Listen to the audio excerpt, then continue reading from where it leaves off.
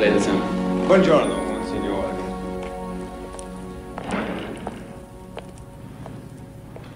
Alfeo. Stefano. Everyone was shocked at my coming here. They think I'm trying to steal your show. You've helped make it. I thought I wouldn't see you till the ceremony at St. Peter's. I won't be there. I'm going to Warsaw tonight to meet with the Cardinal Sapieha, and I won't be back till you've left for America. So I thought I would take this chance to tell you, well, nothing really. Just to have a look at you and our old school and slip out of here as inconspicuously as I can. I'm glad you decided to forget protocol. I would have hated not seeing you at all, especially the way things look. Yes, Poland seems to be Hitler's next target. Once again, we may have a war to separate us. God bless you, Stefano.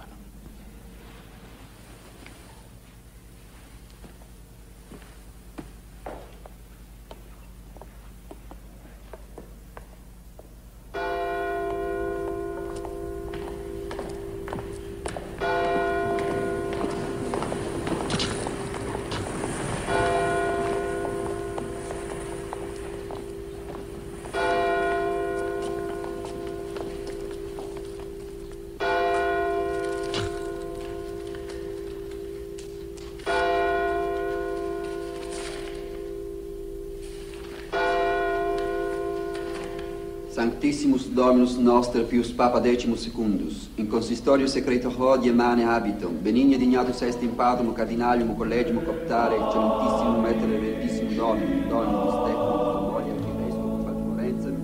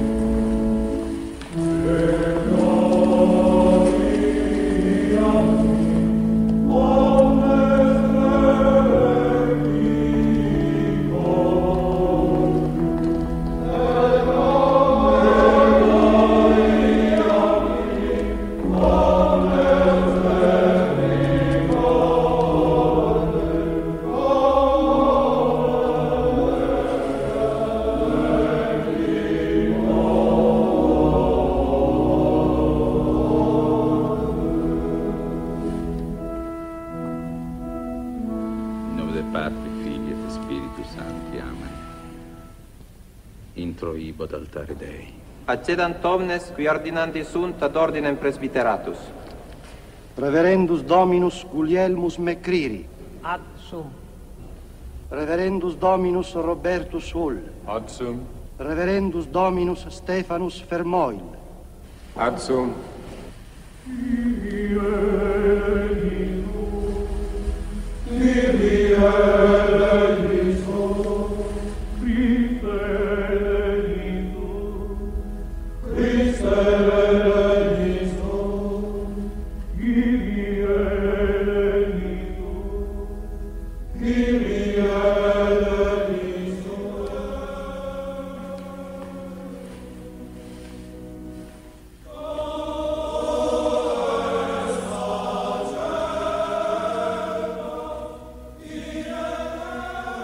Consecrare et sanctificare digneris, Domine, manus istas per ista muncionem et nostram benedictionem. Amen. Ut quecunque benedixerint, benedicantur, et quecunque consecraverint, consecrentur et sanctificentur, in nomine Domini nostri Iesu Christi. Amen.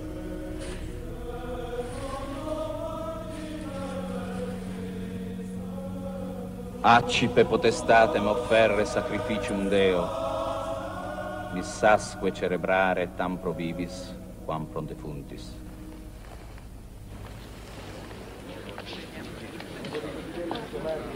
Father Vermont. Your Excellency. It's a day of glory, Stefano. Although I don't like to think how long it may be before we see each other again. I don't know when I'll ever be back in Rome, but perhaps you'll come to Boston someday, or New York. It's possible when this war is over. I'm more likely to travel in my new post at the Vatican than I was as a seminary rector. But you'll come back to Rome. Now, most parish priests in America don't get the chance. You will not be like most parish priests. I've read your new chapters. And as usual, I think they are splendid. But as usual, that hasn't stopped me from writing almost as many pages of notes as there are in the manuscript. You must finish this book, Stefano. I intend to. I just hope wherever I'm sent isn't too far from a decent library. You will manage, even in America. Over the years, I had very few students with your special talents. Not only scholarship, I've watched how you handle people. I have even watched how you handle me. If you notice, then it wasn't very skillful. I am an unusually observant man. Seriously, Stefano. I expect a lot from you. You have a fine mind and a way of coming to grips with life that is, well, Roman. Your Excellency couldn't have chosen a word to flatter me more. But you also have a drive that can be described only as American. It makes a good mixture. We need that drive over here. We need it now in this war. If the Kaiser and his partners are ever to be defeated. Do you think it will happen that way? America join the Allies? As an Italian, I hope so, but what a nation will do is hard to predict. Even for a member of the Vatican Diplomatic Corps? As of today, I'm still a teacher, and I make predictions only about my students. You know the ring I wear? This one was also designed by Dolcettiano in the great days of Florence. 3 times in as many centuries, there have been 2 bishops at once in the Guarenchi family to wear them. But when my brother died, that was the end of the tradition. I want you to have his ring, Stefano. I couldn't. A bishop's ring? Not for now. For when the day comes. Keep it for then.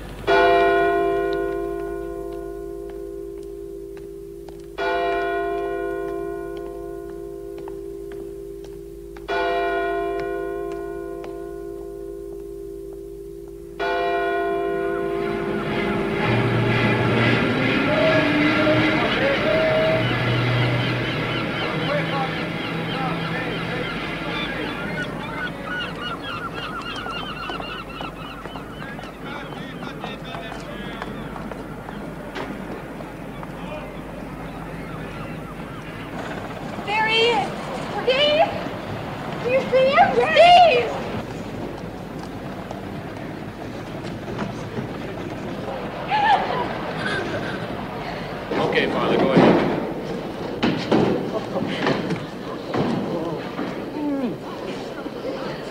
Rory.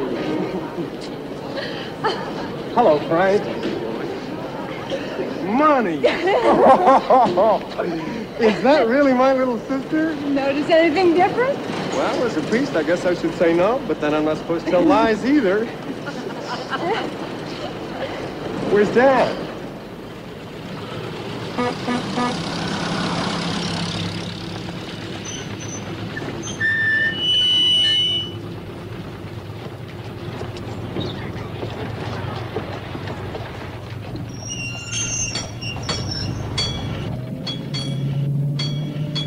I hear the clergy travels free of charge on Dennis Furmoyle's car.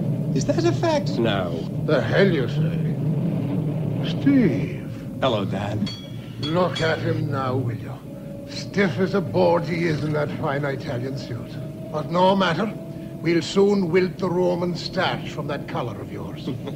Dad's already talked to his old buddy, Monsignor Monahan. Don't make it too easy for my boy, Dad said. Not good for his character. I said no such thing.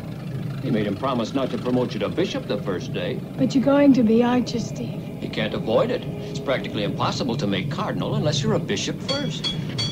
Now pay your fares, the lot of you. This is no politician looking after his own. You get no favors from your father on the Boston Municipal.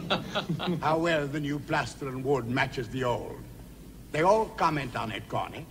And what do you say to that? I say the job was done by the Cornelius J. Deegan Construction Company without charge as a donation to the parish. That's telling them, Monsignor. But let me give you some of my cards for next time it comes up. They remember the name better if they see it written. Thank you. I see to it they find their way to the right pockets. You do that.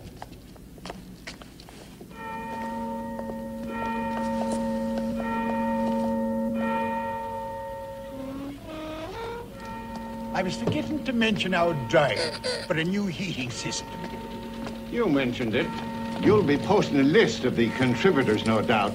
So I have to give what people expect from a papal night.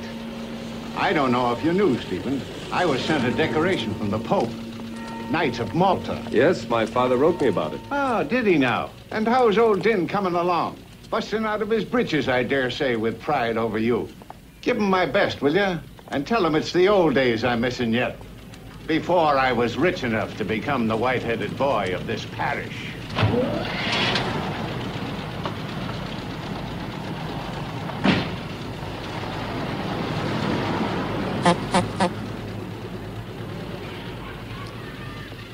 Look at the size of it, will you? Raising money is a necessary part of running a parish, I guess. If that fancy training of yours didn't cover the care and handling of millionaires, what is it they were teaching you then? I specialized in ecclesiastical history, the Reformation period, what led up to it, which meant learning German as well as Italian, of course. German as well as Italian, huh? Yes, in fact, I've been working on a book about the causes of the Reformation. And then, of course, the Council of Trent and the Counter-Reformation. Council of Trent, eh? Yes, I feel that the churchmen of the time were late in recognizing both the growth of nationalism and the development of scientific thought, and that hastened the Reformation. Oh, that's the thing did it, was it? Well, of course, nothing is ever quite that simple or straightforward, but... I disagree, Father. Let me give you an example. The year is 1917, and this is the city of Boston. Boston, not Rome. You understand the difference. That is the Church of St. John's, and you are the new curate here. All simple, straightforward facts. Are they not? Yes, Monsignor. Well, now, I don't suppose during the course of your elegant education, you ever drove a milk wagon. No. I did, as a lad. And I learned how to tell a good milk wagon horse 10 blocks away. You get my meaning, Father? 'Tis a milk wagon horse I'll be wanting for a curate, Father. We don't need any race horses at St. John's. The Monsignor. Quite a man, isn't he? Yes, he's quite a manager. They don't call him Dollar Bill Monahan for nothing. You'll not find the likes of him in Rome. No. So, which is it you want to be?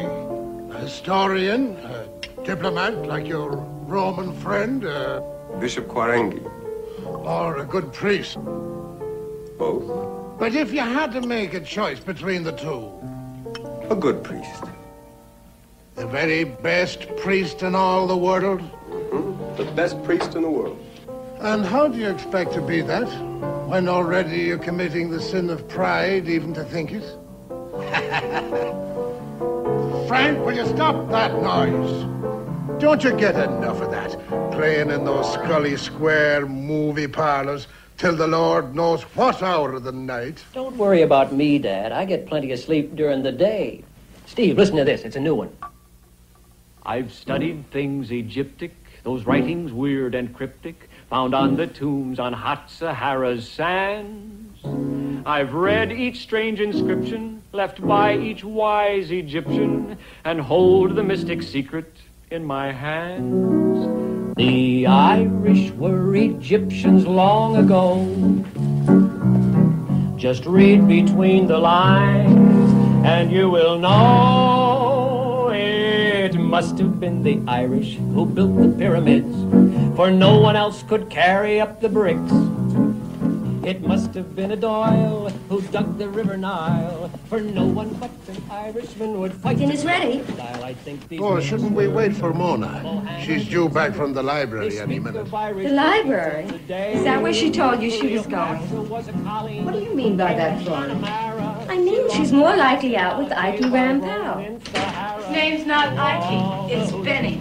Ike, Benny, what's the difference? There are enough Catholic boys in this parish without you having to run around with a rag-picking Jew. He's not a rag picker. He is studying to be a dentist. He's still a Jew. I'm sick and tired of having to do all the work around here while she's out with that sheeny boyfriend of hers. You like it better not having any boyfriend at all? Slut!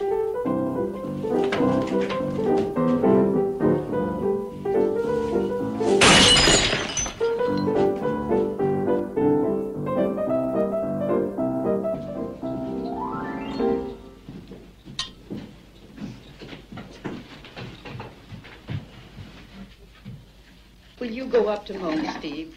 You've always had a special way with her. Yes, you talk to Mona, Steve. I'll talk to Florrie.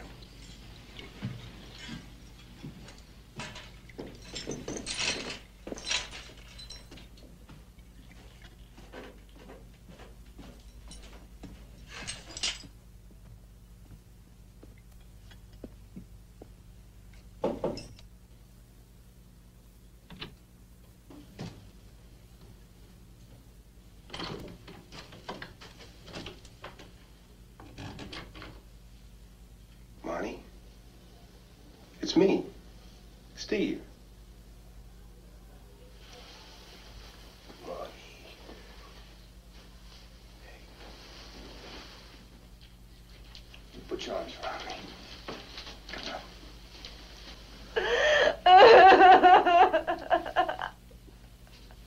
on. Remember the bear hugs you used to give me? When I take you down Crescent Hill on my double runner? Before we'd start, I'd show you how to put your arms around me. And I'd say, well, no matter what happens, just hang on. And you'd say, I'll hang on, Steve.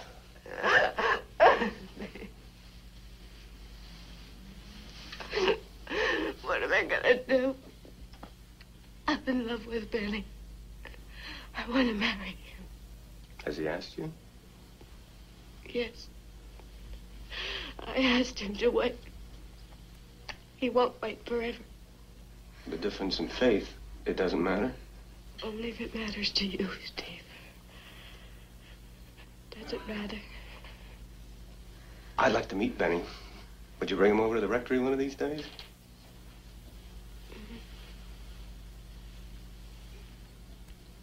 I'm glad you're back. You're gonna fix everything. I'm so glad you're home.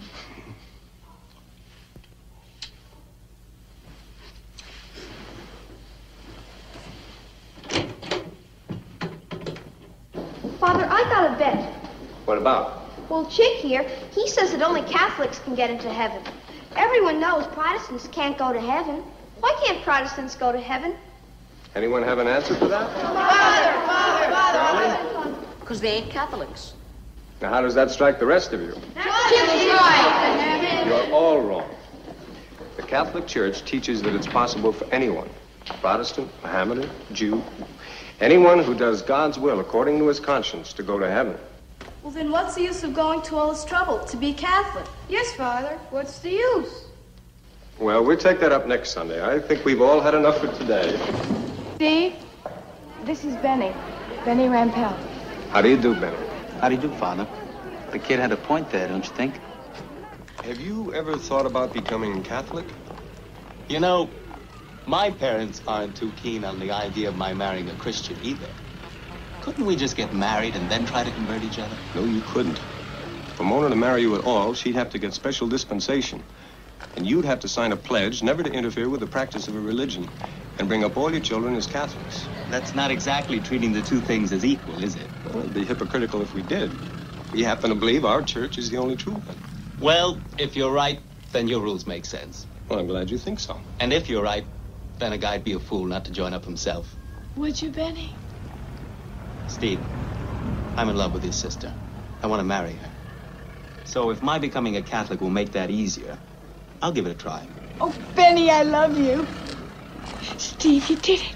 Not yet, he hasn't. You're gonna have to work pretty hard. No Sunday school stuff for me.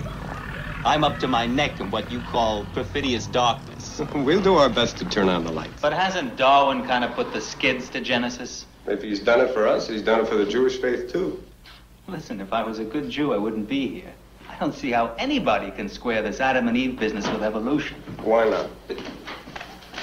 Good afternoon, Monsignor. Father. Betty. Good afternoon, sir. How are you getting along?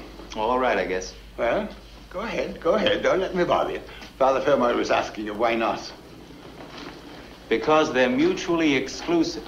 Not if you separate what is essential in the Bible, what affects matters of faith, from the names and physical details that don't have to be taken literally.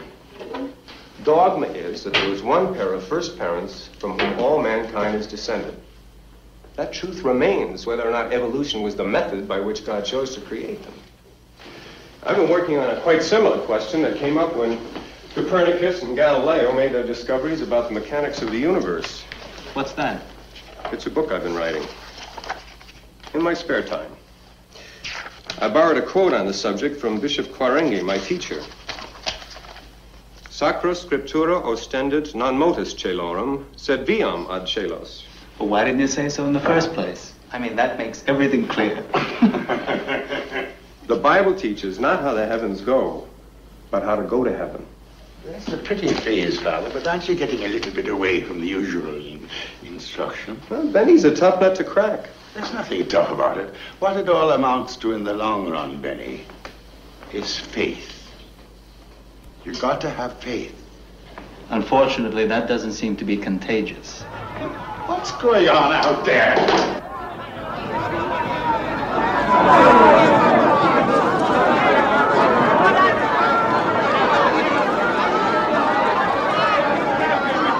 What's happened, Father Lyons? A miracle, it looks like.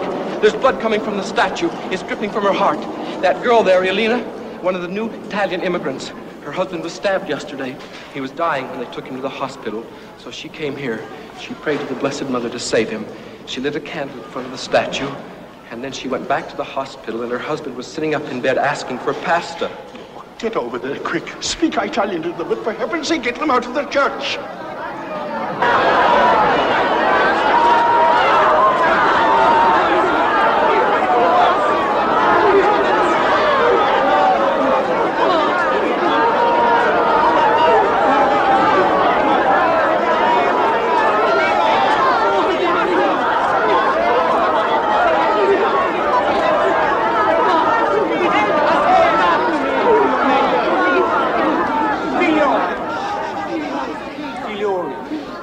Figlioli della regina miracolosa del cielo, preghiamo.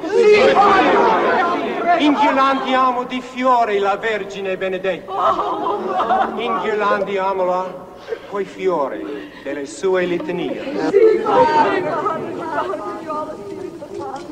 Signore, abbiate di noi pietà. Signore, abbiate di noi pietà. Cristo, ascoltateci. Santa Trinità, un solo Dio. Figlio Dio, Redentore del mondo. Spirito Santo Dio. He sure does have a way with them. Santa Madre de Dio.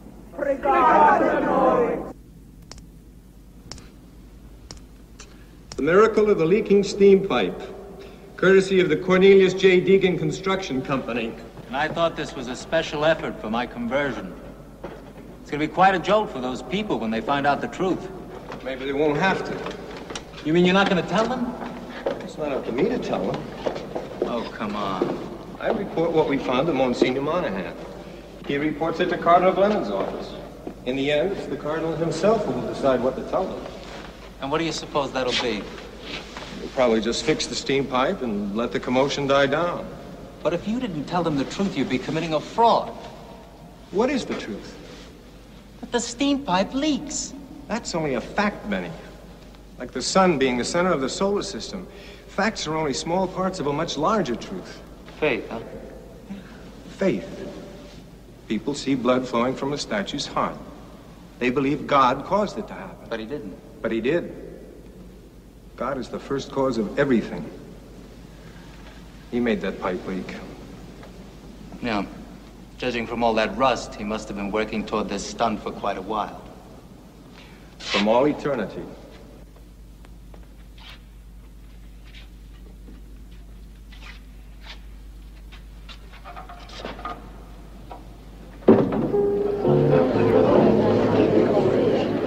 Frank? Nice party. How are you doing? Well, so far I've met the Flynns, the Foleys, the Flahertys, the Deegans, the Dugans, the Donaldons, the O'Connors, the O'Neills, the McMahons, and all the Clan O'Toole. You make it sound like one of Frank's songs. Well, after the Irish, the Germans ought to be a cinch. You'll take the war in your stride. Except for one little problem you can help me with. Whose side is God on? I mean, is he an Englishman, Frenchman, German, or is he an American? Well, he certainly could have his pick. They all claim him. Happy? I've never been happier in my life. How'd you like to meet the Rampels? Well, I'd like to very much. Mom, Dad, I'd like you to meet Mona's brother, Father Steve. How do you do, Mrs. Rampel? Mr. Rampel? Hello. I feel for you both. There's nothing quite as lonely as being in a crowd of total strangers. Not entirely strangers, Father. There are several men here I've done business with for years, including our host. Of course, I've never been invited to one of their homes before. Or invited them to yours. Or invited them to ours. It's quite true. All right, you mix. Let's have a little quiet here. I want to propose a toast to Mona Firmoil and her soldier boy. There they are. In case you haven't already met him, the lad's name is Benny Rampel. But don't let the name throw you. I have it on reliable authority that it's soon to become a good Catholic name. And as soon as that happens, and I have this on good authority too, that same good Catholic name will become Mona's. Yay! So what do you say? Let's just tack an O in front of it and make the whole clan of them honorary Irishmen. Now we know the answer. God is an Irishman. Come on. For no one but an Irishman will fight in crocodile in these mixed words.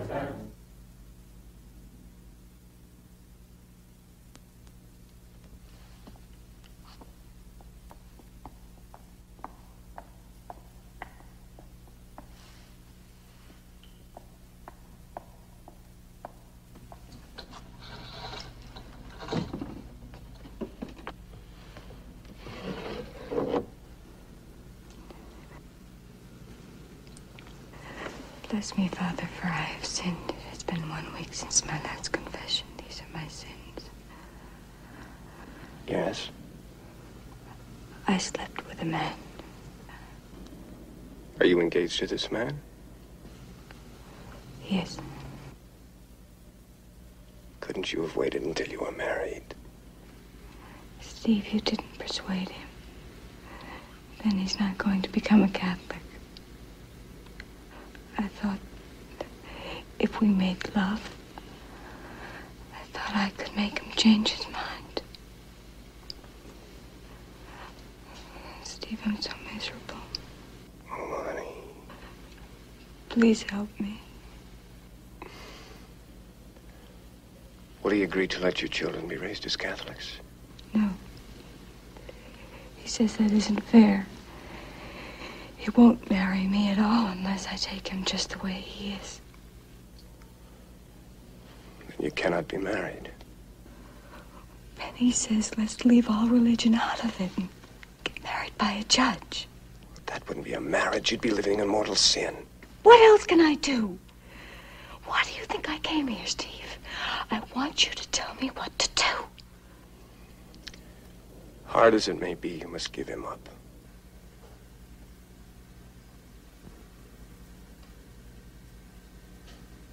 Is that all you can say? You must stop these illicit relations immediately. Steve. Father. This is me. And I'm a priest. What you've done is immoral. It's cheap. It wasn't cheap. I'm in love with him. Is that a sin? Unless it's subordinated to a higher love, the love of God. Yes. Steve, you told me to hang on. I'm just trying to hang on. Help me. Please help me. Benny'll be going overseas soon. He may be going for a long time. There's a saying in Italian. L'amore fa passare il tempo fa passare l'amore. Love makes time pass, time makes love pass. For these and all other sins that I have committed, I ask forgiveness. For your penance, say 3 rosaries. Now make a good act of contrition. Oh my God, I am heartily sorry I have offended thee. And a firm resolution to sin no more. I can't do that! You must. I shouldn't have come here. Mona!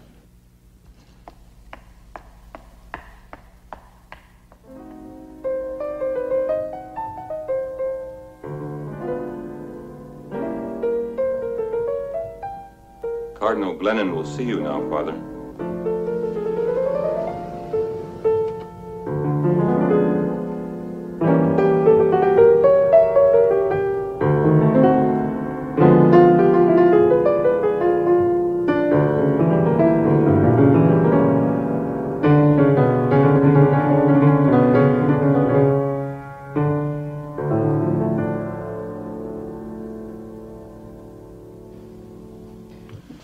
Good afternoon, Father Famoy. Your Eminence. I take the ring off for Bach. Every day I practice for an hour. My staff encourage me. It may be that they hate music and enjoy hearing what I do to it. Or perhaps they've discovered the more I pound the piano, the less I pound them. They're probably right. Well, I'd hardly call it pounding, Your Eminence. You play very well. The Goldberg variations are a great challenge to the amateur. But wasn't Your Eminence playing the chromatic fantasy? When you compliment me as a musician, I must find out whether you know music. Not that I'm trying to trap you. That isn't my purpose at all. It isn't? No, it's because of my infernal weakness for flattery. You see, Fermoil, I'm incorrigibly vain. Oh, not about my personal charms, but about certain accomplishments that have nothing to do with my function as a priest. Because of this flaw in my nature, I must always be on my guard. Not only for the sake of my soul, but for yours. I've read your book. I'm no historian, but it seems a comprehensive treatment of the subject. Thank you. Why did you send it to me? Because Bishop Quarenghi liked it very much, and he felt that... Quarenghi? At the Vatican? Yes. He felt the next step, of course, would be to get your imprimatur to publish it. Quarenghi read your book? Yes. In fact, he helped me with a great deal of it. You were close friends with this Bishop Quarenghi? He was my teacher. I admire him very much. He's in the office of the Secretary of State, if I'm not mistaken. Yes, he's assistant to Cardinal Jacobi. Jacobi, whose main passion in life is to guard the Holy Father from contaminating contacts with non-Italians. Cardinal Jacobi would have good reason to like your book. I'm not quite sure I understand. Because it deals with a time when the Western Hemisphere had little or no ecclesiastical significance. Tell me, why did you write it? Why? Yes, why? For what reason? What did you expect to gain by it? I didn't expect to gain anything. Fame? No, it was just... Admiration in Rome? With the subject interested me. A job, perhaps, in the Vatican? No. In the office of the Secretary of State, close to your Italian friends? I thought it was a field that had been neglected and... Come now, examine your motives. You are an ambitious priest. No. I recognize all the symptoms. You feel you're too good for parish work. Well, I have never said that. Don't you think you're wasted here? Your gifts for language, for scholarship, diplomacy, all these are wasted at St. John's, aren't they? Admit it. No, Your Eminence. The truth. I will serve wherever I am sent. Father Fermoil, do you think there's more in you than being a mere parish priest? The truth. Of course I do. Ha! You wanted the truth, Your Eminence. Ambition is a disease in any man, and a priest it can be fatal. But at your age, it may still be curable. We shall begin your treatment at once. Cold climate, simple diet. Stonebury, perfect. Stonebury will be your spiritual sanitarium. You are now curate at Stonebury. The parish church is called St. Peter's, no irony intended. You will assist Father Halley, a truly remarkable man. As a pastor, he's a total failure, but as an individual, he is without vanity, ambition. From him, you can learn humility. Goodbye, Father Vermoy.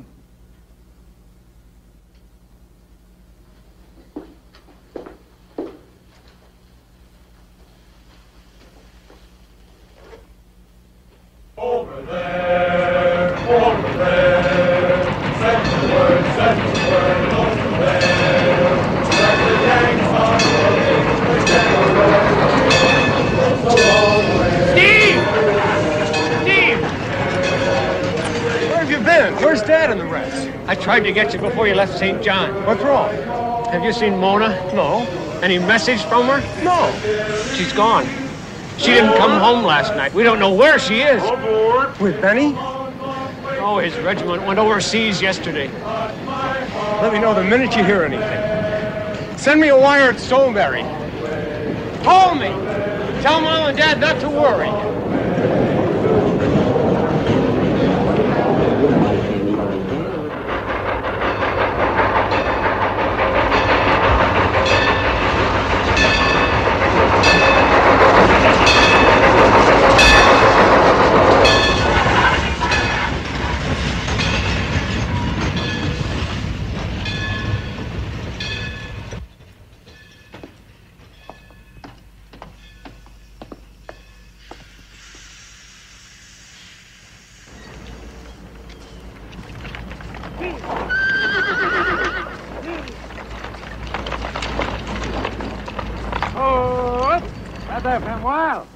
Yes. Bonjour, Father. Jean-Henri. Father Ali sent me to pick you up. Me Hercule Monton. Oh, I'm very glad to meet you, Hercule. Ah! Allons!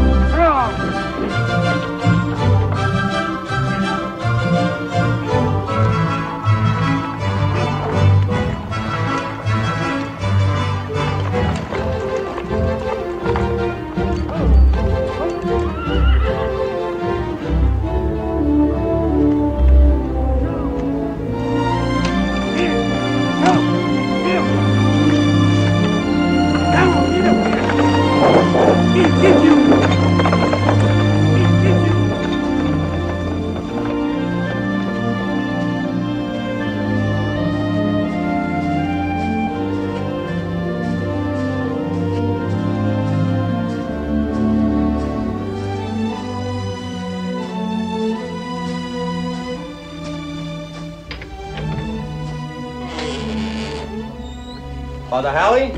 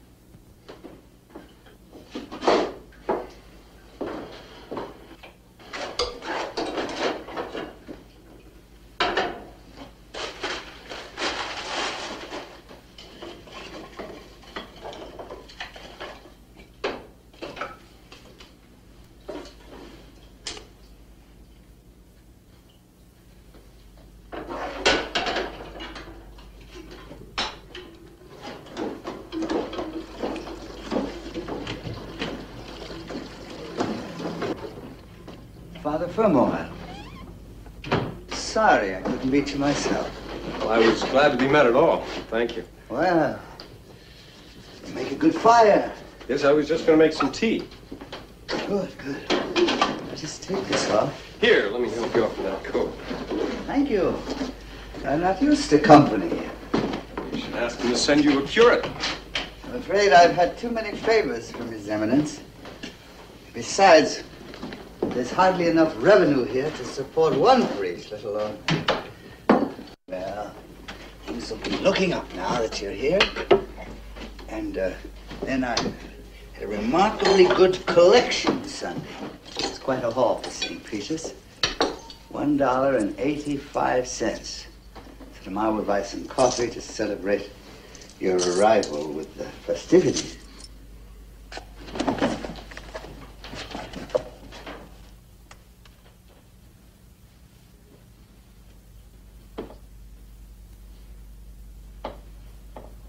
What's the matter? Nothing, nothing. You should be in bed. No, this will pass. It always does. Father, you're sick. I'm not sick. Sit down. Let's have some bread and tea. I'll be back. And some fish. No, thank you. That's enough. I always eat my principal meal at midday. Would you like the fish? No, no, thank you. In the morning, I'll show you around the parish. Why don't you rest tomorrow? I can manage alone. Bless us all. And these thy gifts which we are about to receive from thy bounty. Through Christ our Lord. Amen. Father, I insist you eat that fish. You must be hungry after your long trip.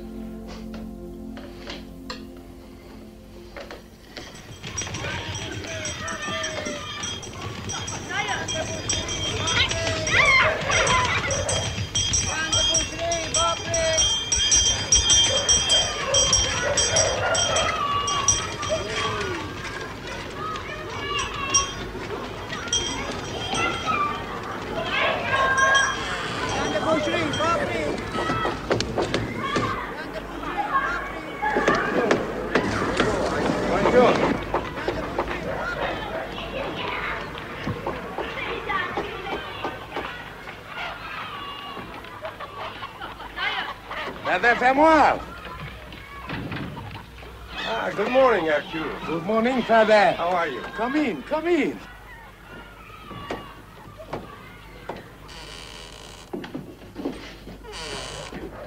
My daughter, Lalage. Hello, Father. Hello, Lalage. Welcome to L'Enclume. Thank you. How is Father Harley? Not too well, I'm afraid. I'm glad they sent someone to help him. And this is my wife, Adele. Will you stay and eat with us, Father? Oh, well, I... Don't worry, there's plenty. No, thank you. I'd better be getting back to Father Halley. Wait. Father Harley needs a hot meal.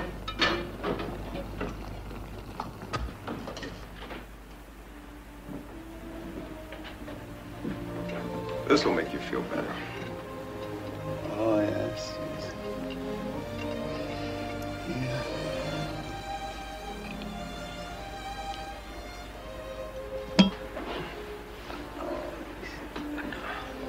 How long have you had these spells? For a long time? What does the doctor say? Well, You've seen a doctor, haven't you? Yes, no. He couldn't diagnose it. He said I'd have to go to the hospital for a week for a series of tests. And? We can't afford it. Well, the diocese can afford it. No, you mustn't ask him. But you're sick. His Eminence mustn't know. He mustn't know that I'm sick. Cardinal Glennon? Why not? Well, you see, he gave me my first parish, St. Anselm's in Stowe. It was a small church with a big mortgage. And I couldn't lift it. He sent me to Needham. It was a prosperous parish. There was money in the bank. And I ran Needham into debt. His Eminence warned me. Then he sent me to Malden, Ipsfield, always someplace lower in his favor. There's no more favor left now. And he's disappointed in me. He mustn't know that I've failed again. Father Femoir, your brother telephoned the store to come to Boston as quickly as you can.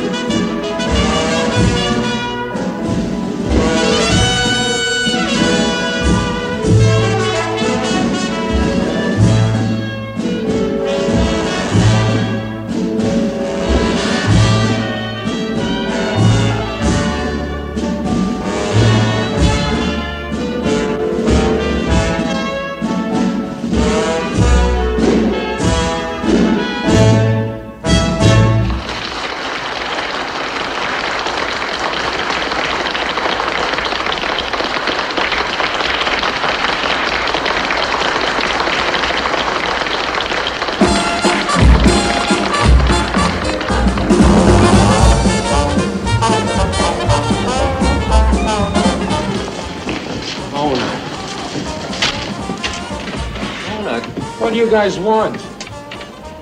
Want to talk to our sister? Well, it sure don't look like she wants to talk to you. Mona, please. What do you want? I want you to come home. Why? You're breaking their hearts, Mona. Please come home. All right. I'll come home. You don't think Mom will mind if I bring Ramon home with me, do you? He spends a lot of his time in jail and he hasn't really learned to read yet, but you can tell her he's a Catholic. Of course, he's a spick, Come on, but... listen to me.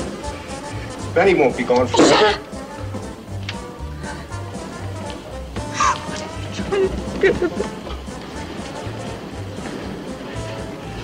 We start all over again. We try to work out a way that you and Benny can be married. I promise you, I'll do everything I can. Leave me alone! What do you want from me? I just want you to be happy. Is that all? Don't you want to forgive me, too? I mean, isn't that what you priests usually like to do the most? He's not your enemy, Mona. God will forgive you. Then will you hear my confession, Father? I'll be glad to hear your Bless confession. me, Father. At the proper time and at the proper Father, for place. I have sinned. Monty, don't do this. I'll do anything I damn well please. I've had it. I'm through. I'm through with you, and I'm through with your pious, mealy-mouthed, hypocritical religion. And I'm through with your God, too. And the next time you talk to him, you just tell him that for me. Come on, lover, let's dance.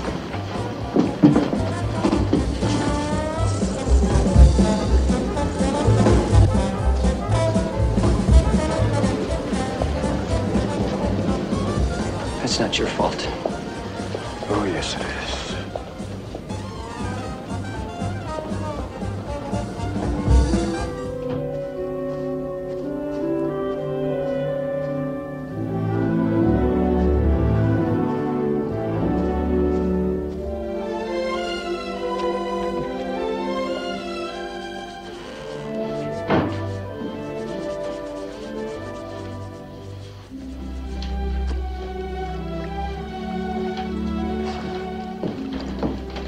Lalage, Hello, Father. did you do all this? You said look after Father Holly while you were gone. So I did. The doctor's with him now. What doctor? Dr. Carter. I got him to come up from Lichberg. I work in his office sometimes. Well, now that you're back, I better be going home. It was very kind of you to do so much. It's very little compared to what he has done. Father Hallie? When I was a child, Grandmère died. She was very old, very frightened, very religious. Father Holly was sick himself, but he stayed with her night and day, prayed with her, helped her die well. I'll be back to fix supper.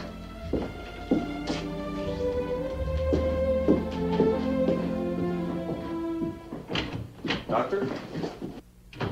Father Fermoil, I'm afraid your pastor is a very sick man. What is it? The name of the disease? No, I can tell you that, but very little else about it.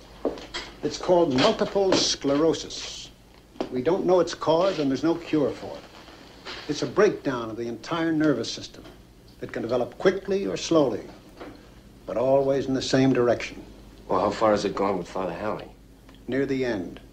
Has he always had this lack of energy? I think so. I'm not sure how long, but...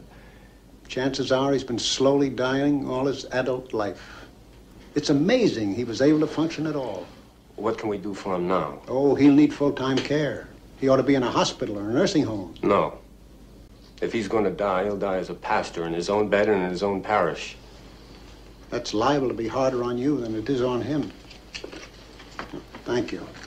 You, give him this as directed. Is this medicine very expensive? Yes. And the longer he lasts, the more it will cost.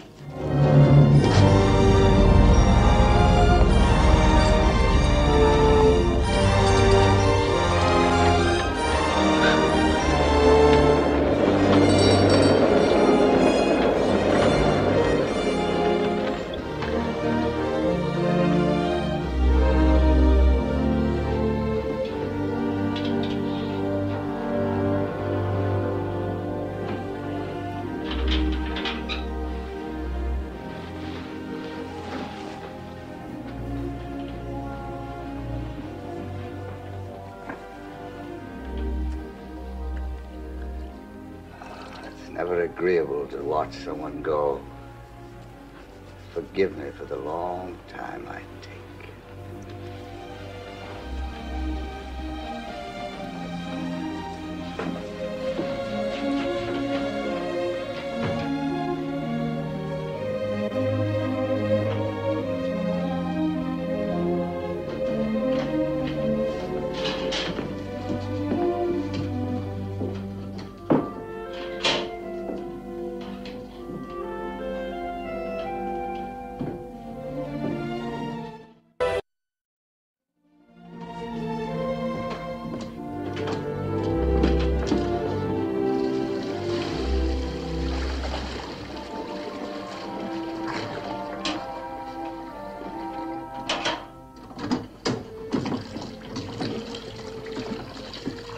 Doesn't any of this bother you? No, it's only nature. It's strange. What is strange? For a girl who's young, attractive, to spend her days, her nights like this. But you are a priest. You must understand what it is to want to be of use. You see, I have my vocation too. I have been accepted by the Geraldines. The Geraldines? The nursing sisterhood. Yes, I know. They take care of the incurable. The incurable and the dying. And that's the life you want? That is the life I was born for.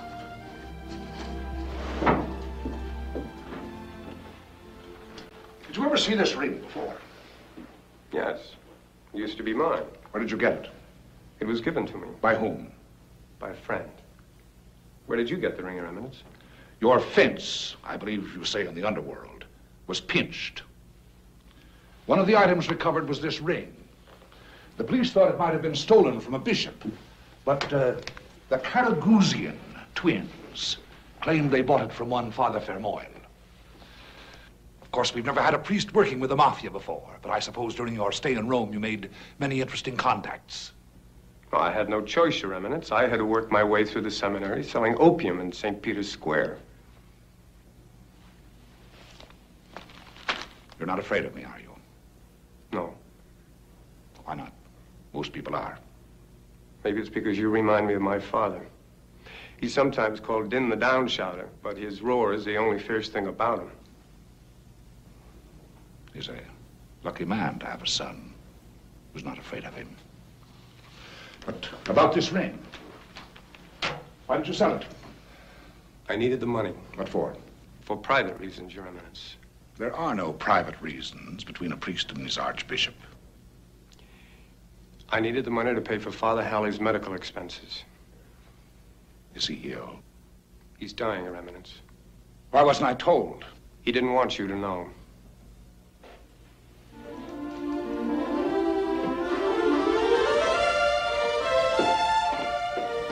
Father O'Brien, have the car brought around.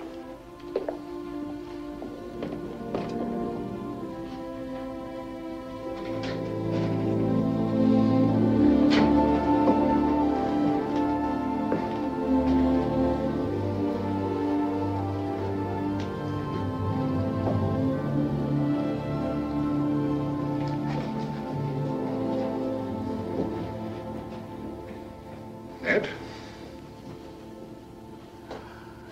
Your Eminence. Larry. How are you, Larry? Giving everybody a bad time as usual. You know me, Ned. I've let you down again. Oh, no. It's I who've let you down. Who else would have put up so long with an old muddler like me? You're no such thing. Now, Larry, no more of that silver tongue of yours that we always said would talk you to the top. The top of a mountain of worldly vanity. I do want to thank you for giving me this parish. The poorest in the diocese. It was rich to me. And then you sent me Father Fermoil. Well, vain, ambitious Roman puppy. It's rather like you were, Larry. That's a mortal blow. No, I mean in his goodness. Would you let him take my place here? He'll make a good pastor, I know. People love him already. Grand idea. Thank you, Ned. Larry. Yes. Would you do me one last favor? Anything? Would you give me extreme unction? I'd consider it a great honor, Ned.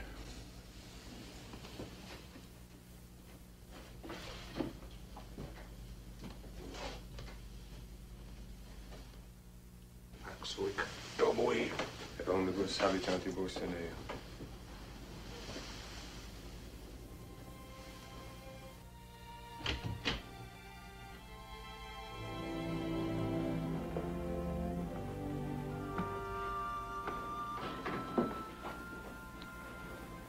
It'll be over soon, I hope.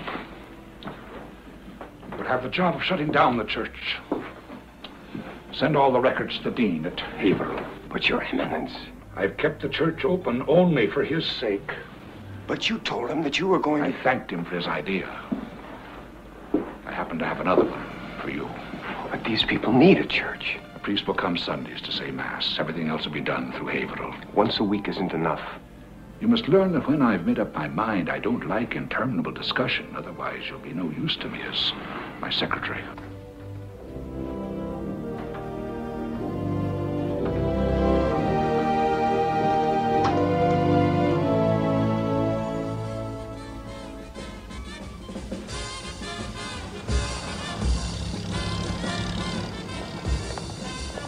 Are you sure it's the same guy?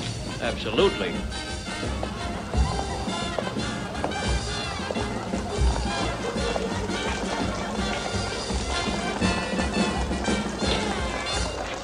And now we proudly present Bobby and his adorer, Belle. Welcome, welcome, welcome home from the land of cross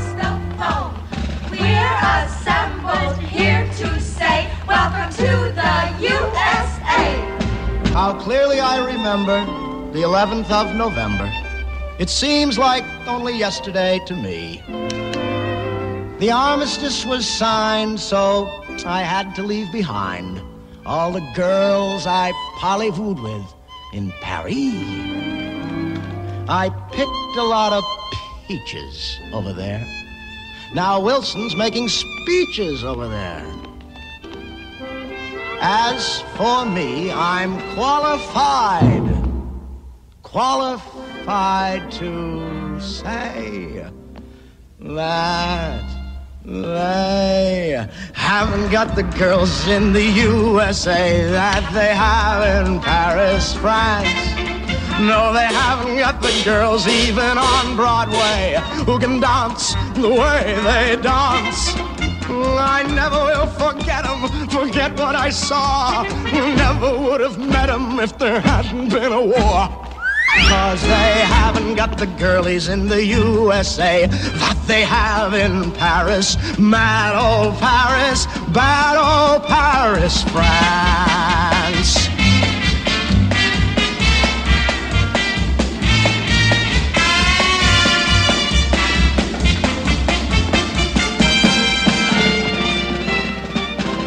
May we speak to you, please? Sir?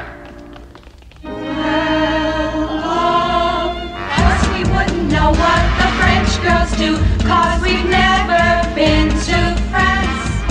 But we haven't any doubt we could do it too, if we only had the chance.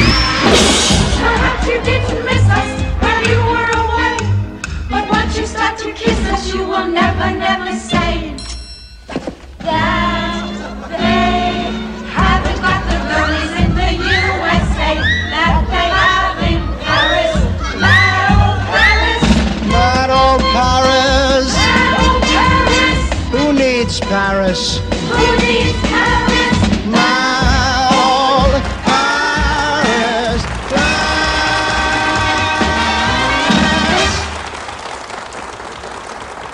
Now, ladies and gentlemen, I take great pleasure in presenting that suave tiger of the tango, Raymond Congaro and his partner.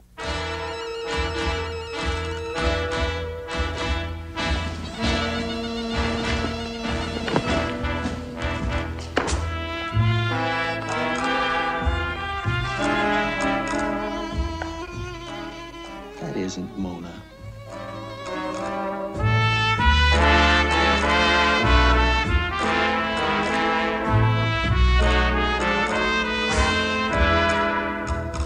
Let's go.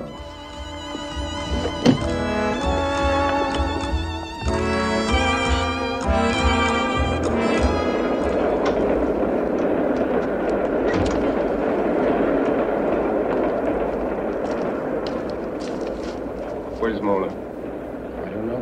Where is she? I haven't seen her for 5 months. Where'd you see her last? In Albany. She left the act there. You mean you left her there? No. I told her. Told her what? I told her I'd pay. Pay for what? For an abortion. But she didn't want... Great. Our only lead, and you have to knock him cold. What's going on there? It's our friend, officer. He's a bit under the weather, I'm afraid. But you know how that is, what with the chilly night and the need for a nip to keep a man warm. Could I be getting your friend a cab? That would be most kind of you, officer.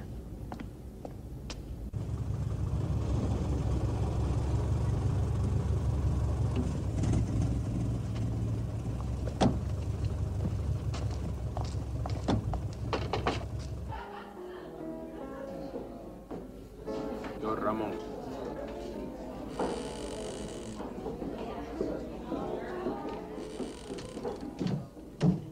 ¿Qué quieres? ¿Dónde está Mona? Segundo piso atrás.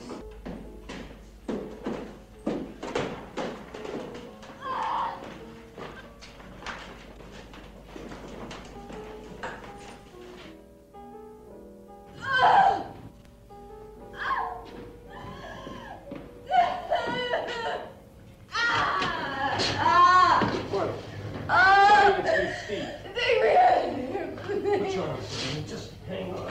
Please! Oh!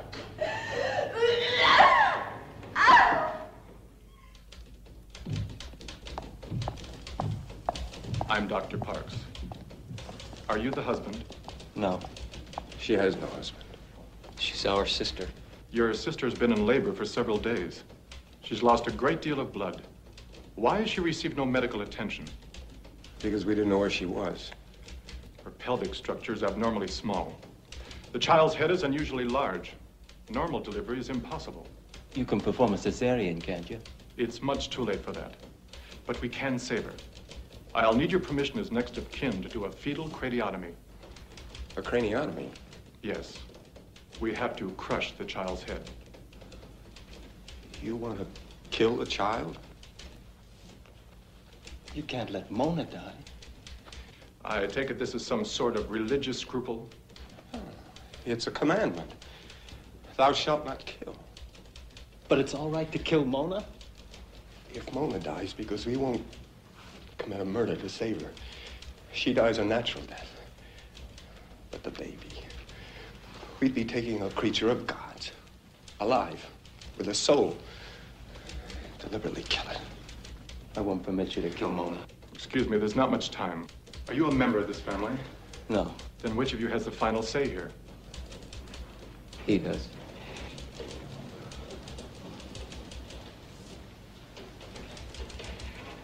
I can't give you my permission to commit murder. Can I see her? You have to be quick about it, unless you want to lose both of them.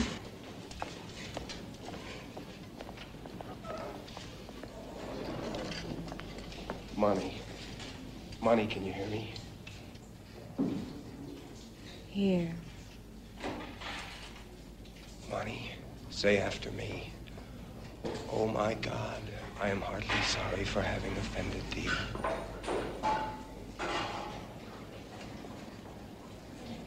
Oh.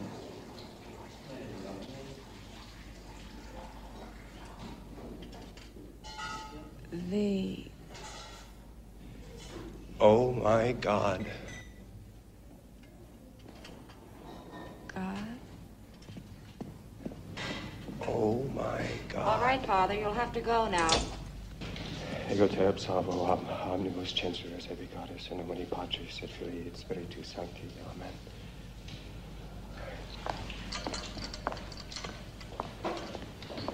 Steve!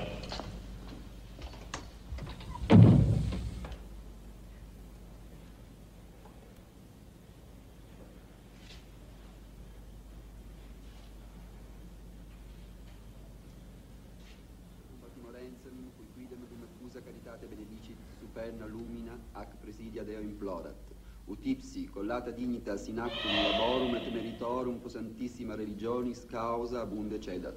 Ex sedibus Vaticanis dia 18 aprilis anno 1939. Aloysius cardinalis Maglione sanctitatis sue a secretis stat.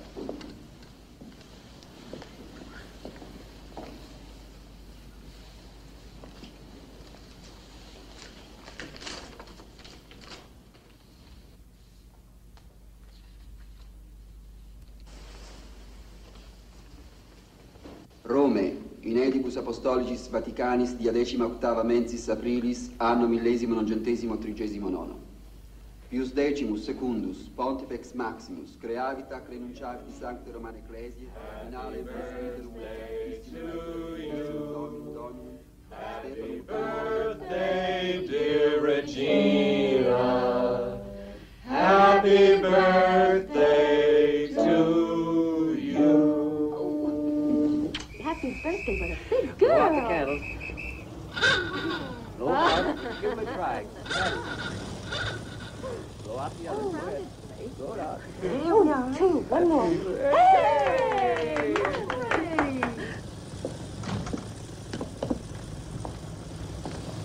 Get in, get in.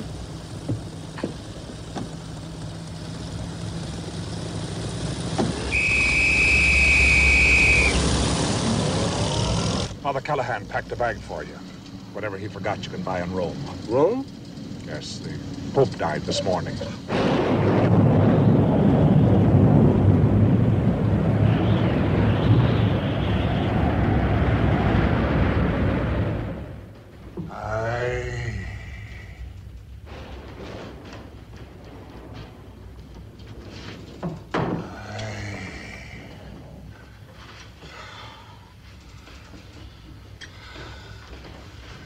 What does the captain say? We've lost 3 days. If it clears tomorrow, we can make up 1. You'll have to do better than that. It's the only thing that's keeping me alive. The thought of being there in time to vote for a new pope. To go through what I'm going through now. And be too late again. I...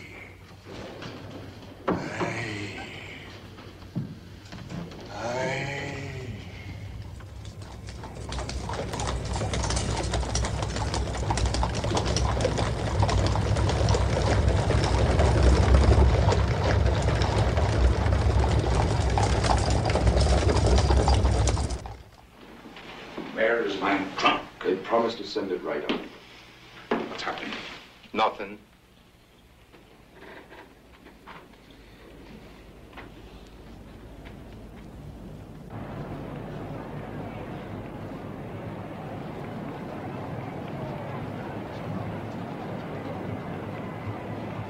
There should be smoke soon, white or dark.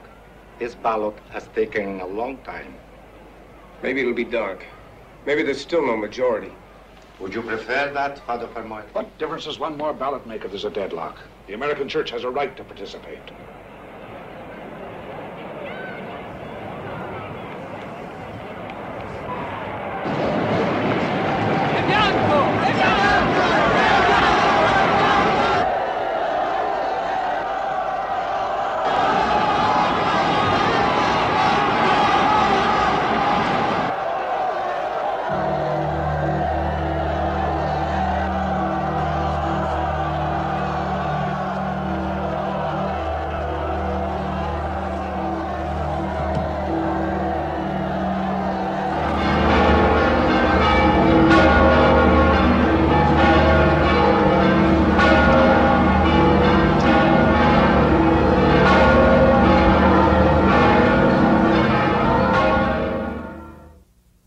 Yes, Your Eminence, right away.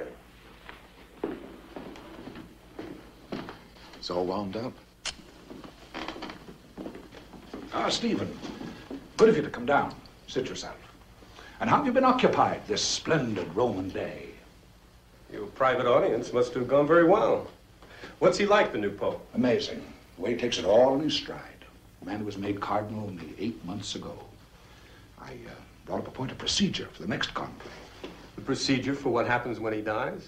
That must have been a bit delicate. He seemed quite detached about it. I explained that no matter how much faster ships they build, 10 days is still too short a time to get from the United States to Rome. He agreed to make it 15 days. Congratulations. That's quite an accomplishment. Not my only one today. Before I forget, your bishop's ring. You'll be needing it one of these days. The Holy Father, it seems, is genuinely interested in America. I called his attention to the almost complete absence of our countrymen from the ranks of the Secretariat of State.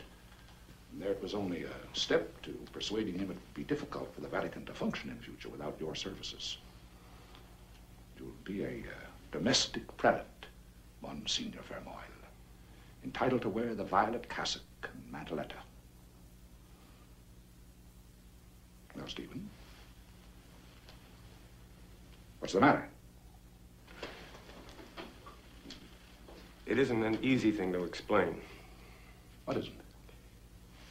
Speak up, man. I can't accept a post at the Vatican. Can't accept? It's not a matter of choice. In this case, it is. I have to leave the priesthood. But that's impossible. It doesn't make sense. You can't just suddenly decide. It isn't sudden, Your Eminence. I've been working up to this for years. I'm only telling you now because... What a masterpiece of timing. An hour ago, at the Pope's request, I was listing your virtues to Cardinal Jacobi. What a story he'll make of this with his anti-American prejudice. You set the whole hemisphere back a decade. I'm deeply sorry for any embarrassment this may cause, Your Eminence, but I hardly think that... I don't want to hear what you think, now or ever. Go. Do you hear me? Go. Our conversation is over. You're dismissed. Go.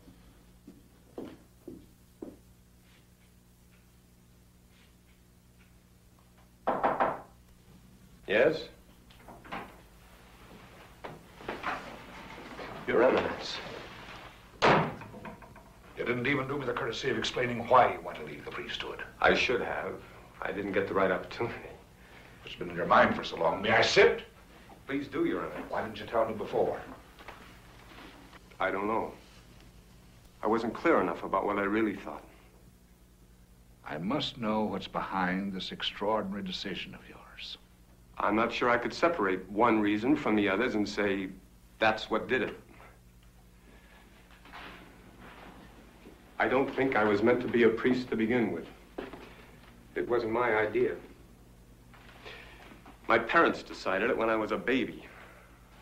I can't remember a time when it wasn't an established thing. Like Dad being the one to go out and earn a living. Mom staying home to take care of the house and kids. Nobody ever questioned it.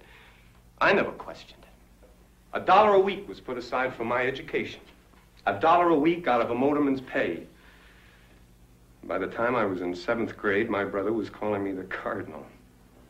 This morning, I'd have said he had the makings of a prophet. The only doubt I had, I wasn't sure I had the strength to be a good priest. To deny myself what had to be denied. To live without the softness of a woman. On the other side, there was the scholastic part. I liked my courses. I was good at them. As long as it was all theory and no practice, I felt I was where I belonged. But then came the time when I was on my own. When I had to function as God's anointed. Answering people's questions about what was right, what was wrong. Making decisions for them. And one day, it was my own sister who needed my help. And I found I couldn't help her. Because what she needed was a man, a friend, a brother. And all I could be was a judge with a set of rules. And finally, the time came when my being a priest meant she had to die. I did what I had to do, I know that.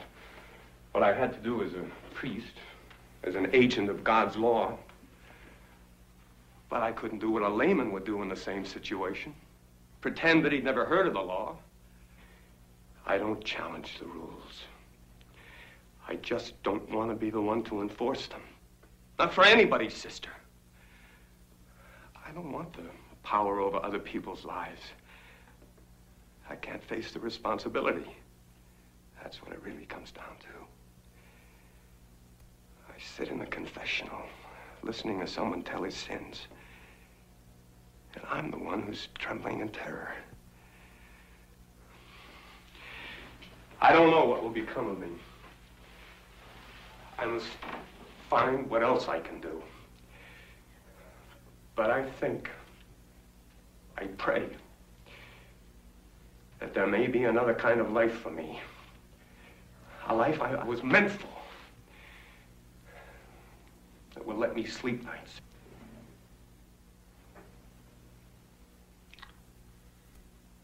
Steve, I'm going to ask you to do something for me. Because I think you're wrong about yourself. I think I can see your problem more objectively than you can. Regardless of how it came about, you were meant to be a priest. I'm going to ask you to postpone the decision. It's something I can do as your bishop. It's seldom done, but I can grant you leave of absence from the active priesthood. I'll tell Jacobi it's for reasons of health. And it is. The health of your soul. Priesthood isn't something you can put on and take off like the cassock you wear. It's part of you. Think about it, Steve. Take a year, take 2 years. If at the end of that time you're still of the same mind, I'll do all in my power to get you a dispensation from your vows. But should you wish to remain a priest, I'm sure the Holy Father can be persuaded to keep the position open for you here. Will you do this much, Steve? For me and for yourself?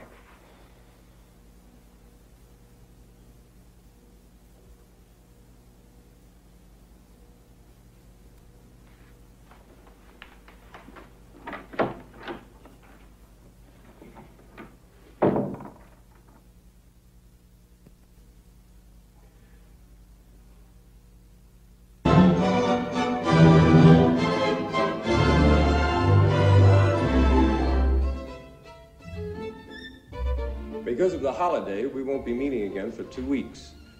Before our next class, I would like you to prepare a conversation in English about a trip in an automobile from Vienna to Salzburg. Until then, auf Wiedersehen. Hi, sir. I hope you have very fine holidays, and I'm looking forward to see you again in 14 days. Goodbye. Thank you very much, sir, and I hope you have a very good time, too. Thank you. Same to you. Yes, Miss Ladermore? Nothing. Have a nice holiday.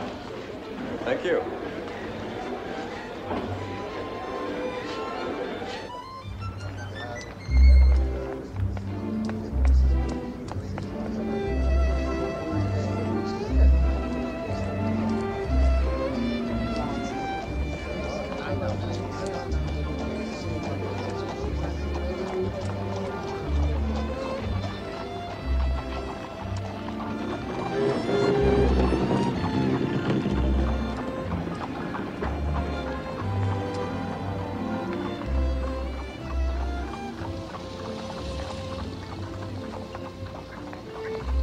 Mr. Vermoy?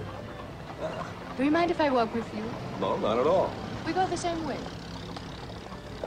Tell me about America. In 25 words or less? Or more. I've got all afternoon and evening if you need it. I want to be prepared. Prepared for what? My dream is to go to America someday, where people think about the future instead of always the past. Oh, please invite me to a cup of coffee. All right.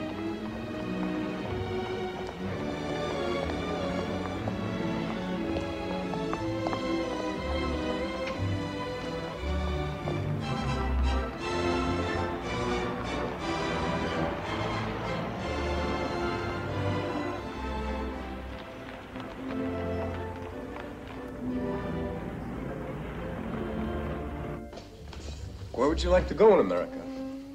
First to New York, of course. Then I haven't made up my mind yet. Where do you think I should go? Well, Where are you from? Boston. Boston. That's in Massachusetts. Massachusetts. Massachusetts. Tell me about Boston. All of a sudden, I don't know what to say. I was born in Boston, grew up there, my family. When I was a boy, we used to swim in the river. I guess that's hardly an inducement to visit Boston. I will go to Boston. Tell me, what do you do? I teach. No, I mean when you're not teaching. Do you go out? To the theater? To parties? Who are your friends? I try to find out, but no one seems to know. Sometimes I think all you do is sit all by yourself in that room of yours in the Stahlburgers. How do you know where I live? I followed you. You're different than other men. From other men. You know how to wait. How to wait for what? For whom? What are you going to do over the holidays? I guess I'll just sit all by myself in that room of mine in the Stahlburggasse. You want to know something? Yes? I won't let you do that.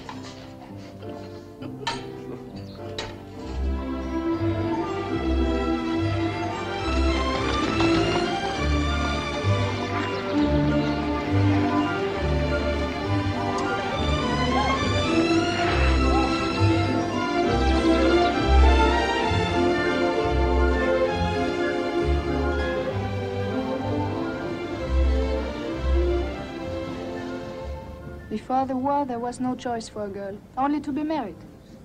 Now there are not enough men. Families have lost their money. Most of my friends have jobs or try to find them. So people think I'm lucky to have a rich young man who wants to marry me. Do you? Think you're lucky? I'm not sure. For me to work at a job, that is not to be a woman. I think there's one thing I could do well. One thing I was born for. To love a man. To love him so much that my whole life is to make him happy. If that's true, then I should think. When it is my whole life, it is important I find the right man. All I do is talk about myself. And about Vienna. And you talk about America. But never about Stephen Vermoy. Not much to talk about. I've been in Europe about 1.5 years, teaching mostly. First in Milan, then Munich, now Vienna. I just go wherever the international language school sends me. But what did you do before? I mean, in Boston, what did you do there? Why did you come to Europe? Aren't we supposed to get off here?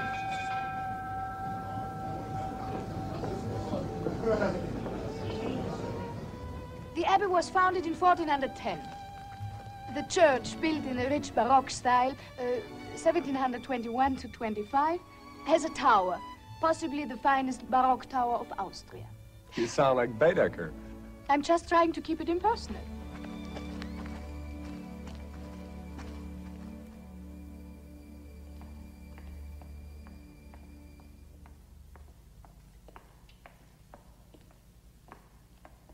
The chief attractions of the interior are the stucco reliefs on the ceiling, the altar paintings by Schmidt of Krebs, the pulpit richly carved by his father, Johann Schmidt, and the choir stalls. Yes, I know all about it.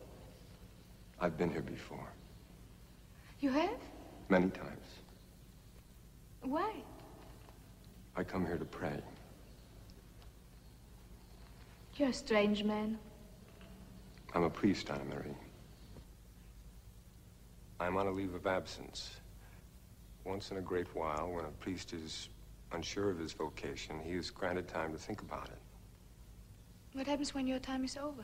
I must decide whether I want to go on being a priest or ask for a dispensation from my vows, if I can get one. In the meantime, those vows are still binding. Will it be harder for you to be with me now that you've told me? No harder than before, I think. Because if I thought I was having an influence, directly or not directly, on what you will decide. Yes, if you did. I would make it, how does one say? A full-time career.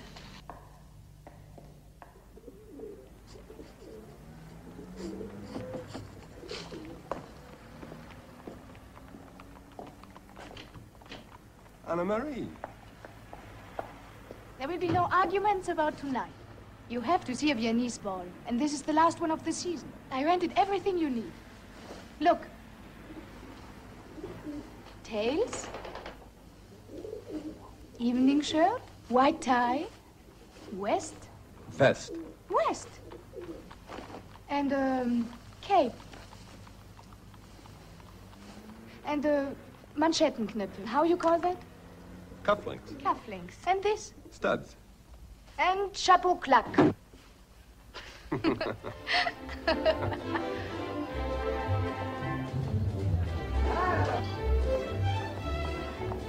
Annemarie. Guten Abend, Kurt. Du siehst ja bezaubert aus heute Abend. Danke. Ich möchte dir Herrn Steffen Vermoil vorstellen. Steffen, das ist Kurt von Hartmann. Herr von Hartmann? Mr. Vermoil, how do you do? You're American, aren't you? Yes. Then you're used to lending your treasure to impoverished Europe. May I have this dance, please? Annemarie? Excuse me.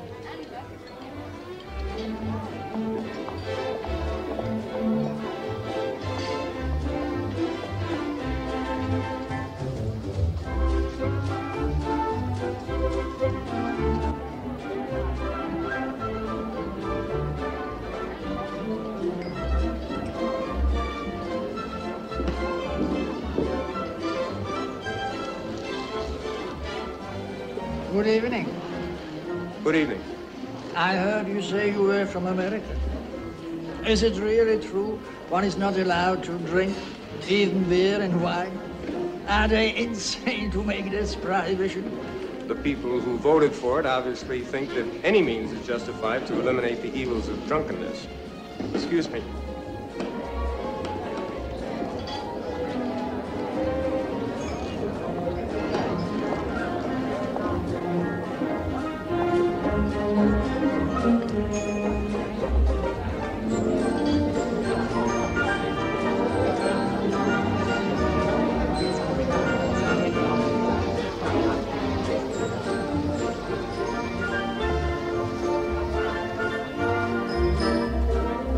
You know what that prohibition is like?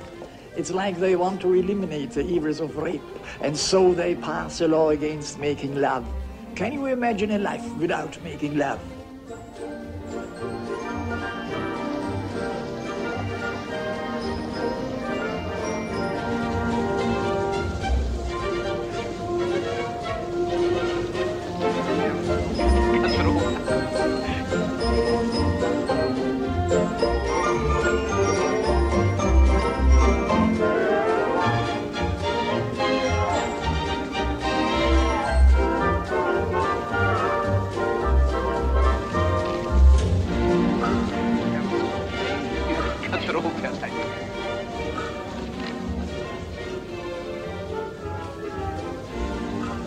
Entschuldige bitte.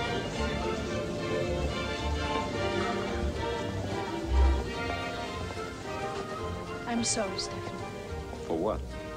for leaving you alone. At a ball, you should dance. But you can't. He seems like a very nice fellow. Kurt? Yes. Yes, he is. He's the one who wants to marry you? Yes. Are you jealous? I'm a priest, Anne-Marie. But I'm also a man. Men can show their feelings, but a priest has to learn how to hide them. I can't hide them anymore. I think I'm in love with you. I know I'm in love with you.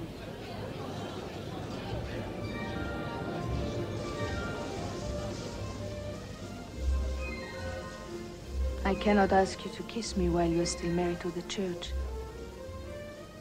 But in Vienna, even for a married man, it is a sin not to dance a waltz.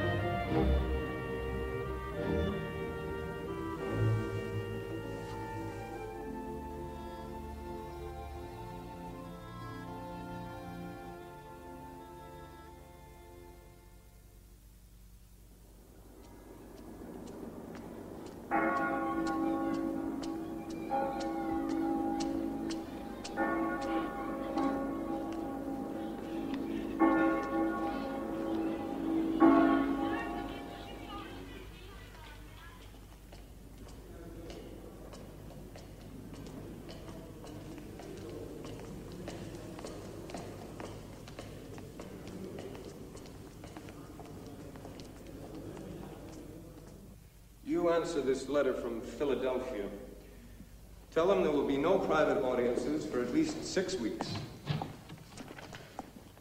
Welcome to Vatican City, Father Gillis. Monsignor Fermor? Your letter to the Holy Father was passed on to me as a consultant on American affairs. He'll see me? The Holy Father will really see me? I'm afraid I couldn't arrange that. But I've arranged for you to tell your story to Cardinal Jacobi. That's the next best thing to a private audience with the Pope. I didn't know if I'd hear back at all. Since I mailed my letter the day I got to Rome, I've just been waiting around to get called to the phone. Should we go along?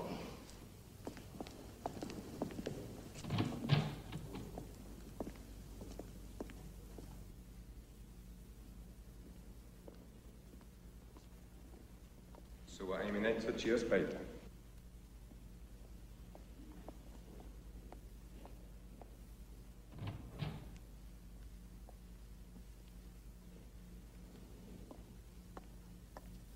Fermor, come in, come in.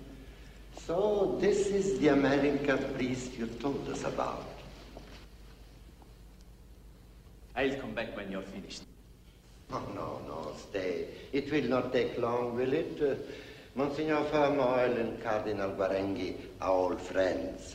You find yourself in the nest of diplomats, Father. That means that if any one of us says exactly what he's thinking, it's a slip of the tongue. Sit down. Please, tell us what we can do for you.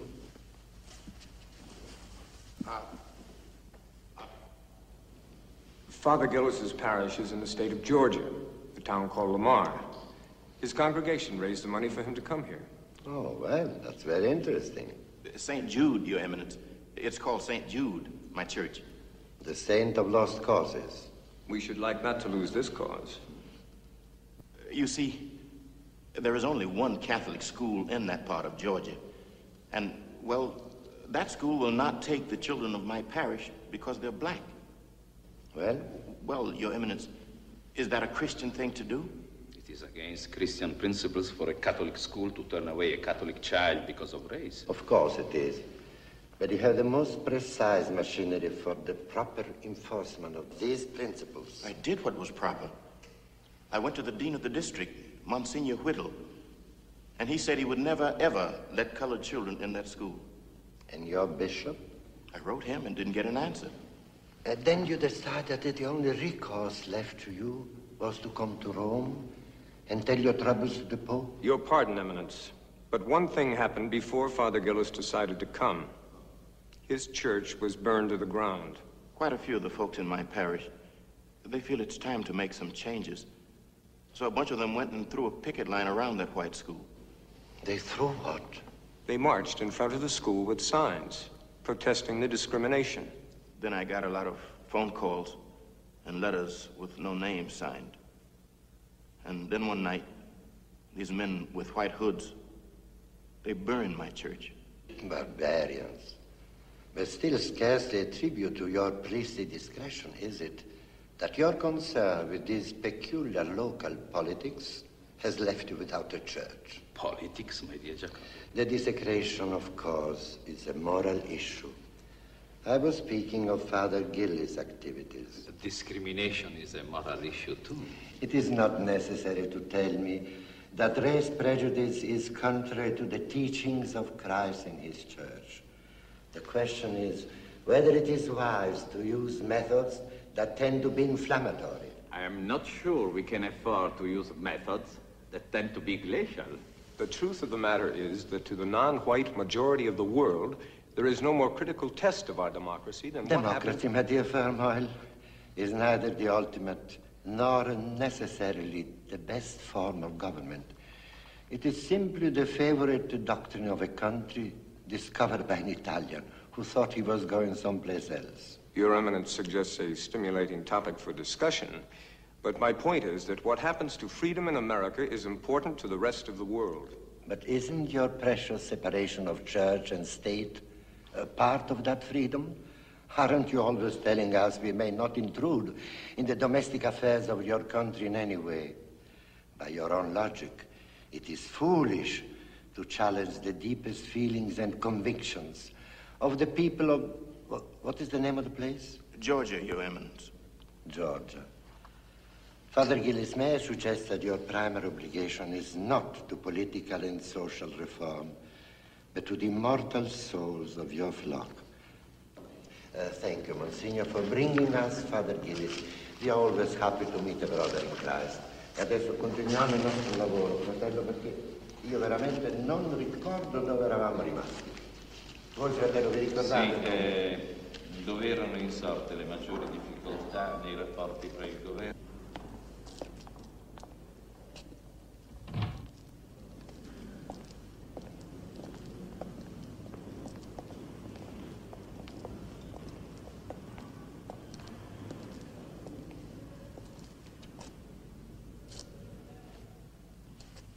Is that it? I hoped we could persuade him. What will you do when you get back? Thank you for your support.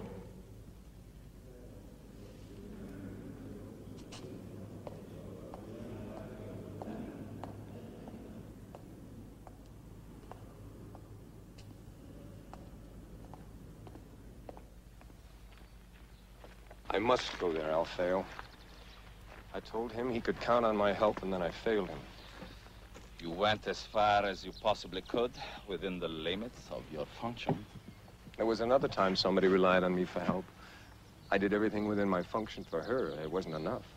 If you made a mistake with your sister, if you were too young to be both priest and a brother to her, you've atoned for that a long time ago. You don't have to find new ways to torture yourself. I just don't want to realize again that it's too late to accomplish something. What is there to accomplish by following Father Gillis? I don't know, but I know I have to do it. I don't think it will be a surprise if I say the Pope has given some thought to naming you a bishop. I've heard a certain amount of talk. You can't tell me it doesn't matter to you. It matters very much. But it also matters to me what happens to Gillis. I'll try not to compromise the Holy See. I don't have to be an official emissary. You still need the Holy Father's permission, which means Jacobi's, unfortunately. Do you suppose the thought might enter his mind that I could make a fool of myself in Georgia? Might? What if you started him thinking along that line? Why would I want to discredit you? Because then it might occur to him that this trip could lessen my chances to become a bishop, which could be just the incentive he needs to grant me permission to go. Heaven, forgive me for starting you off in diplomacy.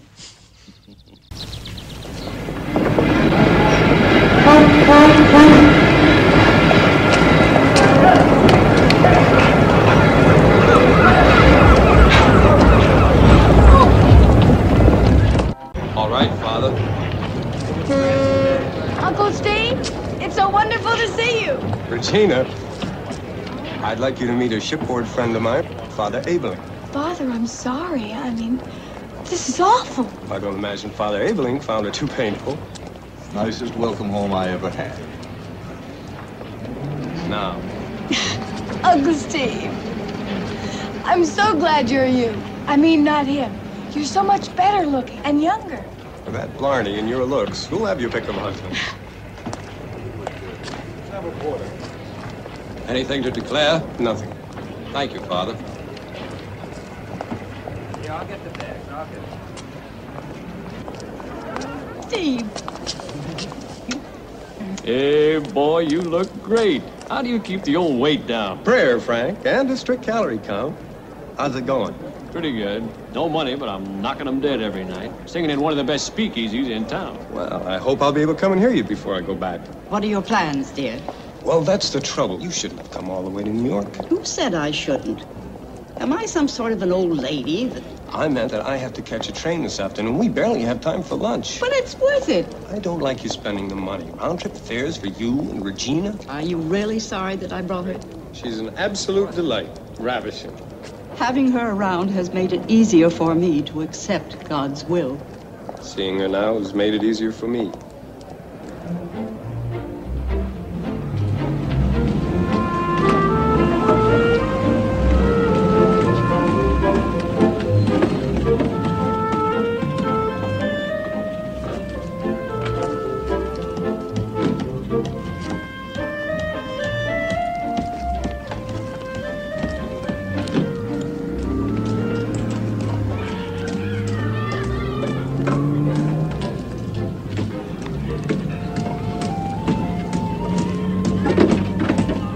Excuse me? Where does Father Gillis live? Right over there. Thank you.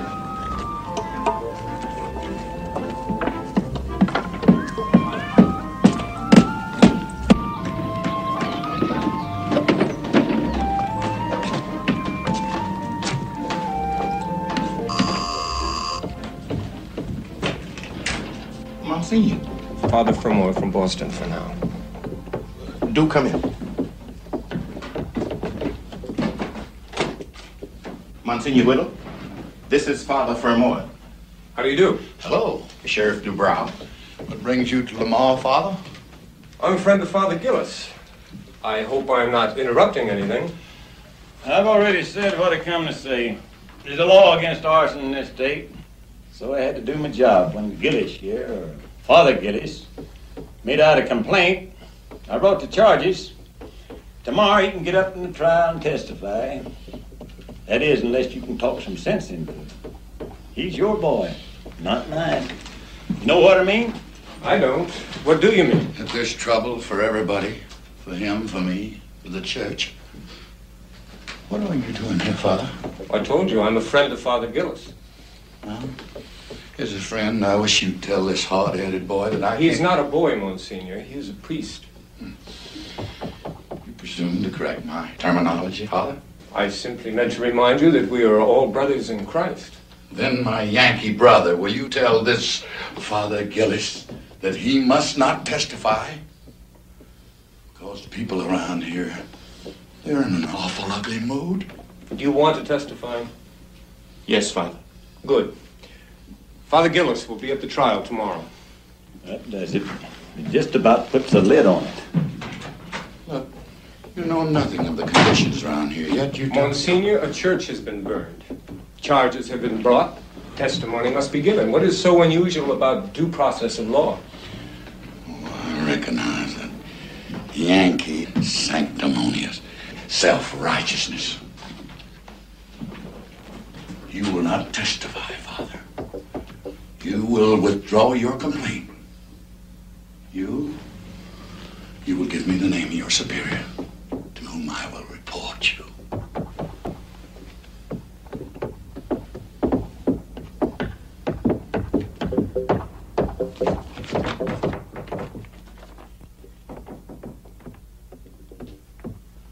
You were sent here from Rome? I'm here unofficially. My presence is a confidential matter between us.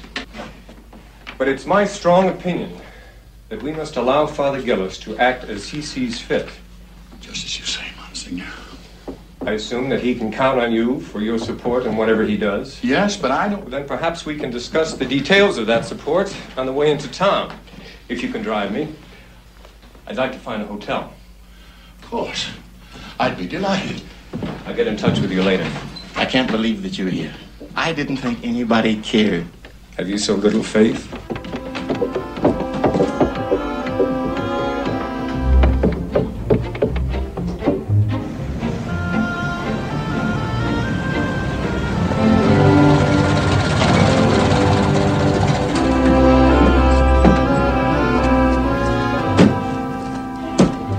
The hotel's on the other side of the square.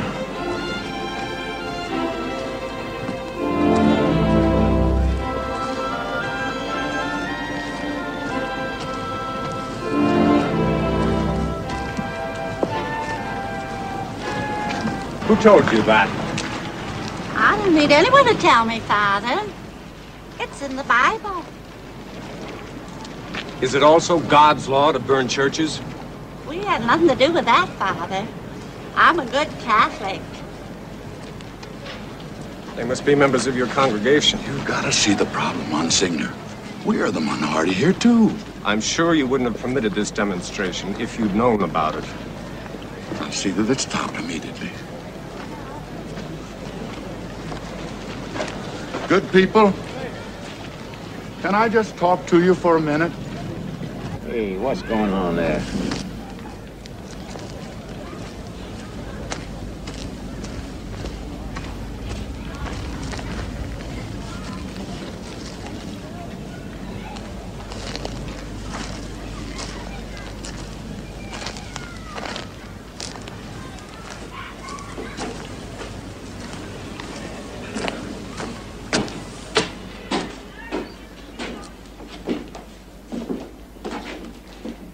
Want something, mister?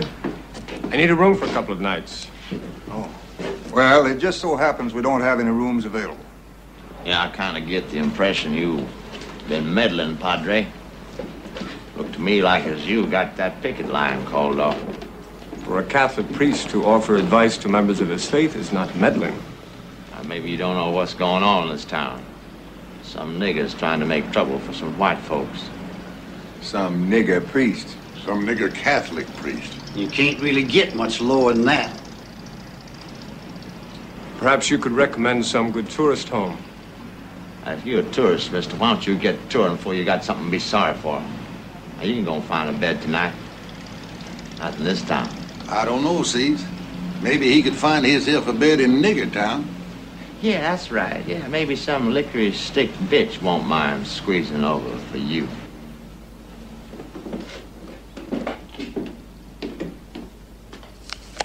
What you think, Seeds? I think we got ourselves a little job this evening.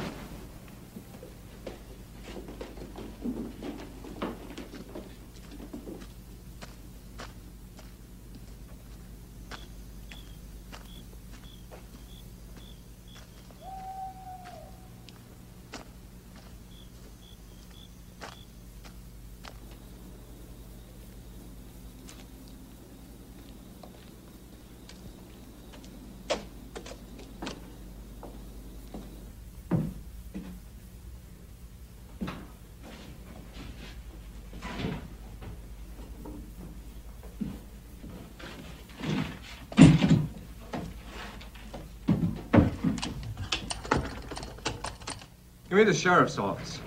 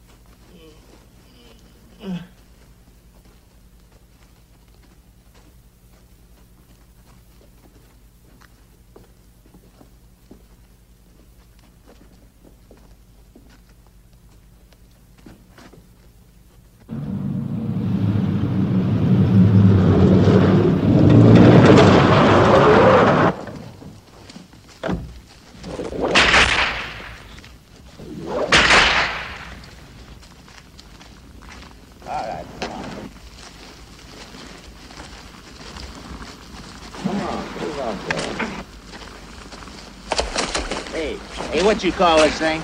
I mean, the fancy name? A crucifix. Yeah, that's what the nigger called it when we took it away from him. Only he was queer for it. I wanted to kiss it while we was strengthening his character. Yeah, we ain't gonna stand for that kind of stuff. Hey, you know what you're gonna have to do with this little old statue, Padre? You're gonna spit on it. And what would that prove? Except that you'd been able to scare one particular priest into defiling the image of Christ. Well, now, maybe that's just plenty. Maybe you're gonna go on back home and tell them other nigger lovers up north they ain't welcome down here. Now, you spit on it. I said you to spit on it. All right, keep going, go on. Give it to her, give it to her. Come on, give it.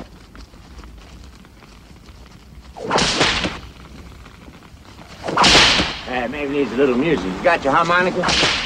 Come on, Hal. Hi. I was in the land of cotton,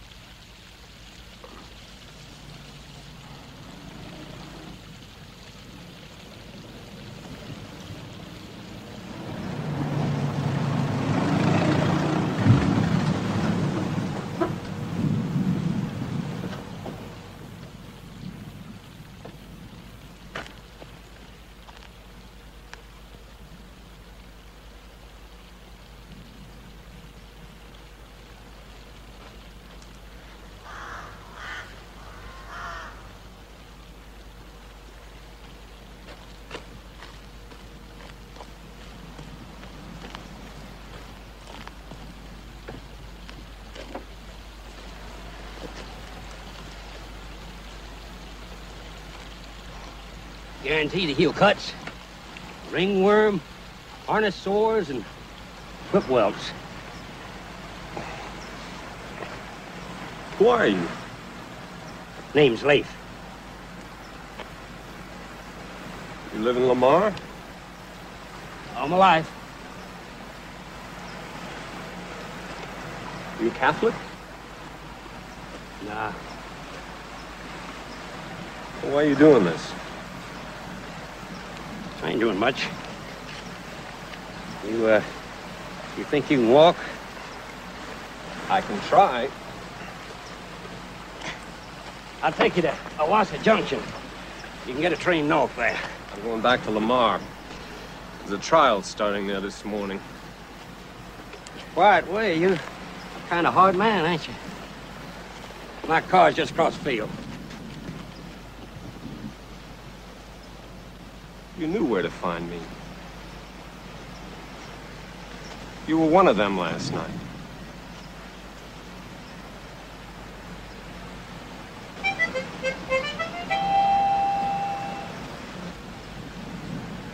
Yeah. Start something, you don't always know how you're gonna feel about it later. Last night... Don't try to talk. Play.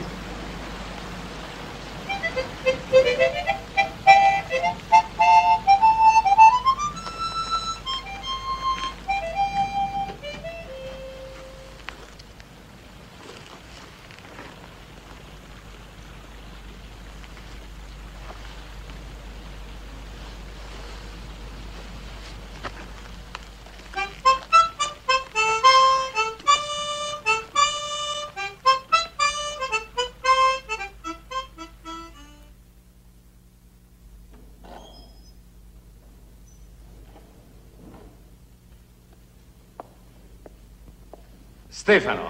Alfredo. Monsignor Fermoil, we had such a desire to talk to you, but you couldn't be reached. I came back to Europe on a small ship, Your Eminence. I needed time for meditation.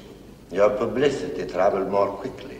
It served to remind us all of your flair for the theatrical. If I'd chosen the theatricals, I would have staged them differently. When dear Guarenghi and I discussed your trip to America, I had a distinct impression that it would be an unofficial one. There were more than 30 witnesses to that display of violence. Some of them talked. The reporters at the trial had the story soon enough. What seems important to me is the result. A group of racists convicted on the testimony of a Negro priest. Convicted not of arson, but of some minor infraction. Disorderly conduct. That doesn't matter. It's the first time white men have been convicted of anything in that part of the country on the word of a Negro. And what is the price of victory in this skirmish? You plunge the Vatican into controversy which many leading prelates in your country have advised us to avoid. They're only fooling themselves. They have to face up to it eventually. Eventually, by all means. A slow process of education. In the meantime, the kids who don't get their decent education now will die of old age before you do anything to help them. I didn't mean to involve the church. But now that it's happened, I'm not at all sure it isn't a desirable thing. Desirable for whom, Monsignor? For your private causes or for the Holy Church? Does your concept of desirability include splitting Catholic opinion in America right down the middle? Some of us feel, dear brother, that it is precisely a clear Vatican policy in these matters that might prevent such a split. We all have our opinions, dear brother. We can only place them before the Holy Father, and so discover which of them is correct.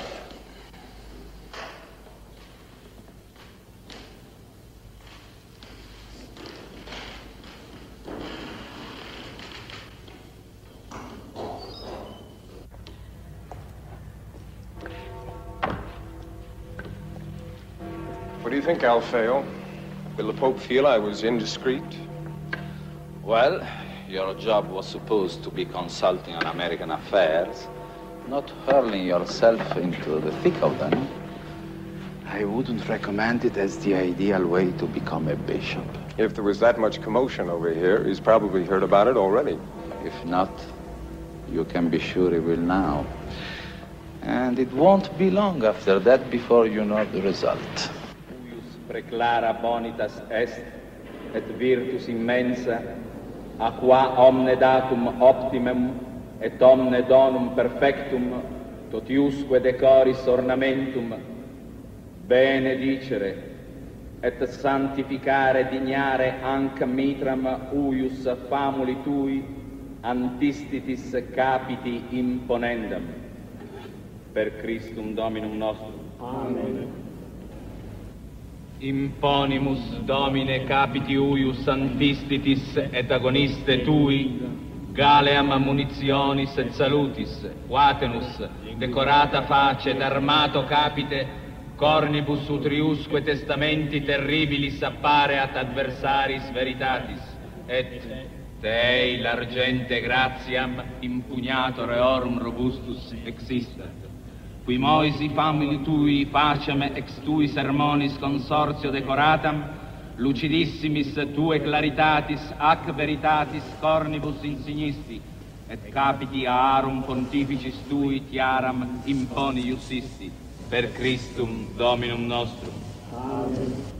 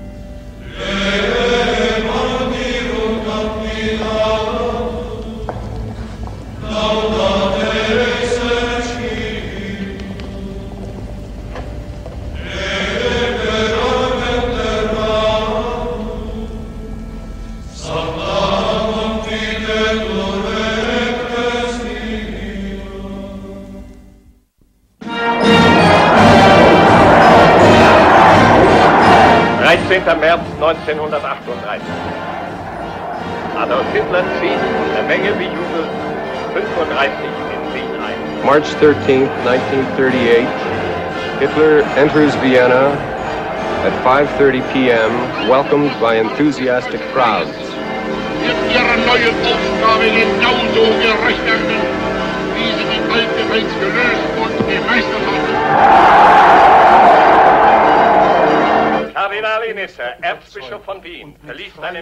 Cardinal Initzer, Archbishop of Vienna, reads a letter signed by him and all the other Austrian bishops welcoming Hitler to Austria. Wir erkennen freudig an, dass die nationalsozialistische Bewegung auf dem Gebiete des völkischen und wirtschaftlichen We acknowledge happily that the National Socialist movement has, for the German Reich and people, and especially for the underprivileged classes, achieved outstanding progress. Die Bischöfe begleiten dieses Wirken für die Zukunft mit ihren besten Segenswünschen. The bishops are extending their blessings and their best wishes for the future of these efforts. Am Tage der Volksabstimmung ist es für uns Bischöfe, on the day of the plebiscite, it is for us bishops a natural national obligation to declare ourselves as Germans and as part of the German Reich.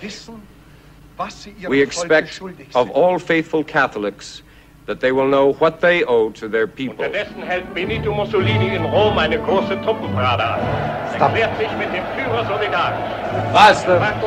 Master!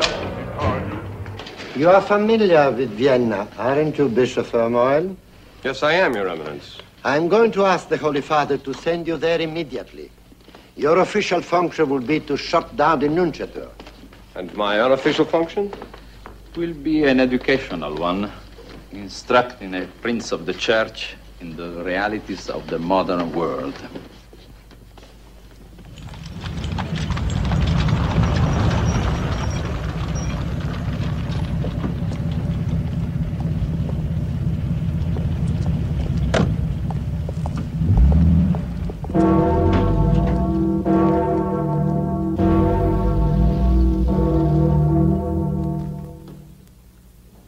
The first thing we noticed on the screen, Your Eminence, was that all the church bells were ringing as Hitler entered Vienna. You think they asked me for permission?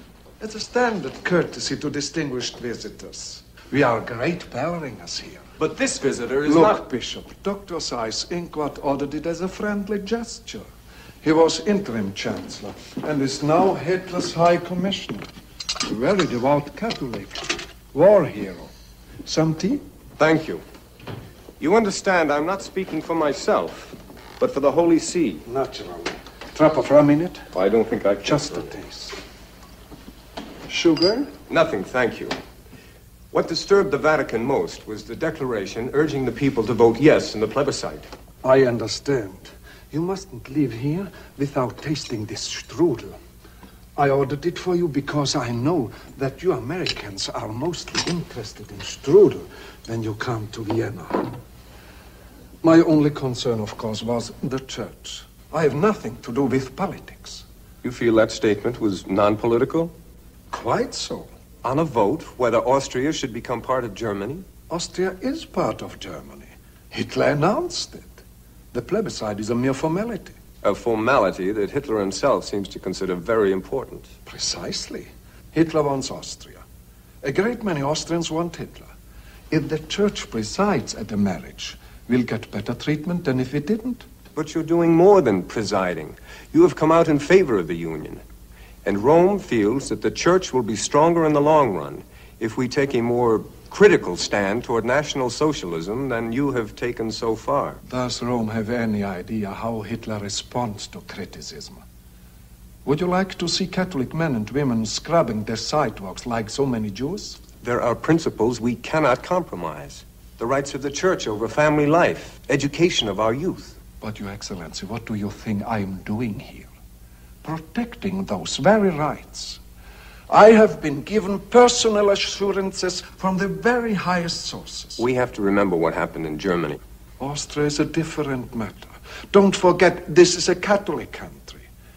It's the country where he himself was born and baptized. Nevertheless, the Vatican feels... You see, Vermoil, I know the people who have taken over here. You'll meet some of them at Dr. Seyss Inquart's reception tonight. We have a civilized tradition in Austria that the Germans don't have. Then why are people here so anxious to be annexed by them? Because our blood is German. That's always hard for a non-German to understand. Hardest of all for an American. Why do you say that? You're used to so much mixture. The joining together of all German people is what we have been dreaming of for 1,000 years. The Germans and we are different in many ways, yes. But our blood is the same. I agree with Your Eminence that it's a hard concept to understand. Then why waste our time trying?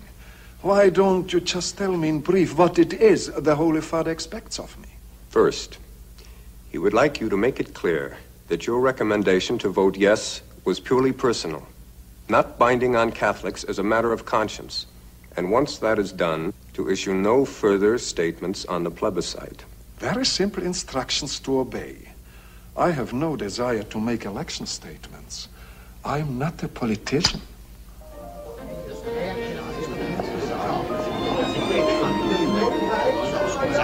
Seine Eminenz Theodor Kardinal Innitzer und seine Exzellenz Bischof Vermeul.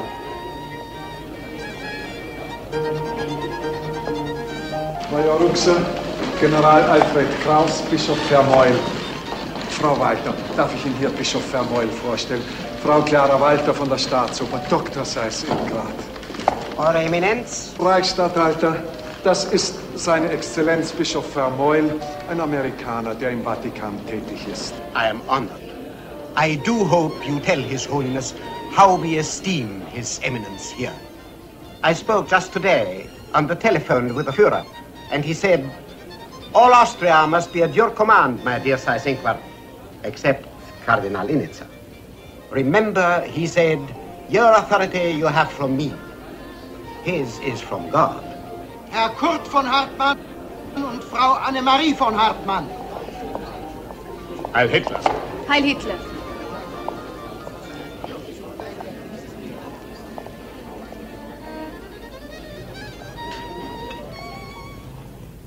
I finally did make my trip to America.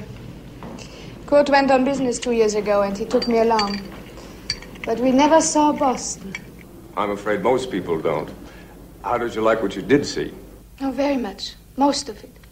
There were many things I would like our people to have here, to bring us into modern times. Now I think we will begin to get them. Because of Hitler? Annemarie finds merits in Mr. Hitler that are not apparent to more detached observers. But you don't agree. As a banker, I have to know some economics, and you have to go up above 1,500 meters to get good snow this late. The Zugspitze, over in section, St. Christoph above Adelberg. This is really getting to be a persecution complex. Not to speak in front of Reinhold, who has been with us 12 years. I believe the best rule is to make no exceptions. The great danger about the Nazis, I believe, is that they must keep on expanding or collapse. Sooner or later, this means war. But he says peace is the great dream of his life. While he builds tanks and planes and surrounds himself with gangsters. Some of them are crude, I know that. But I think we need their strength. Now we have become part of a great, powerful country. Who could it be? I don't know. Excuse me.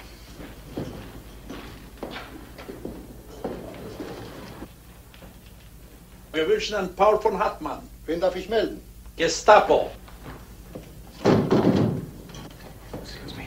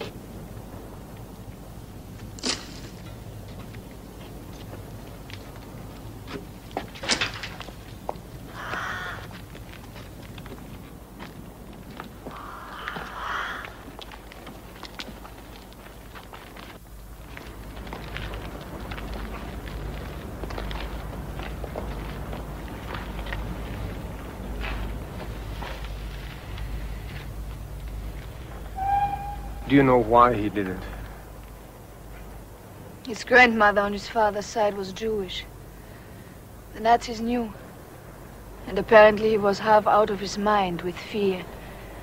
He couldn't decide whether to get out of the country or what. He discussed all this with his lawyer, but he never told me. How would you have reacted? I'm not sure. Perhaps he wasn't either. It wasn't fair of him not to tell me. How could I help him if I didn't know? He must have been desperate. You don't think what he did was right, do you? Nothing ever can justify suicide. But some cases are easier to understand. The mental condition of people who feel persecuted becomes distorted. And nothing they do is understandable to the normal mind.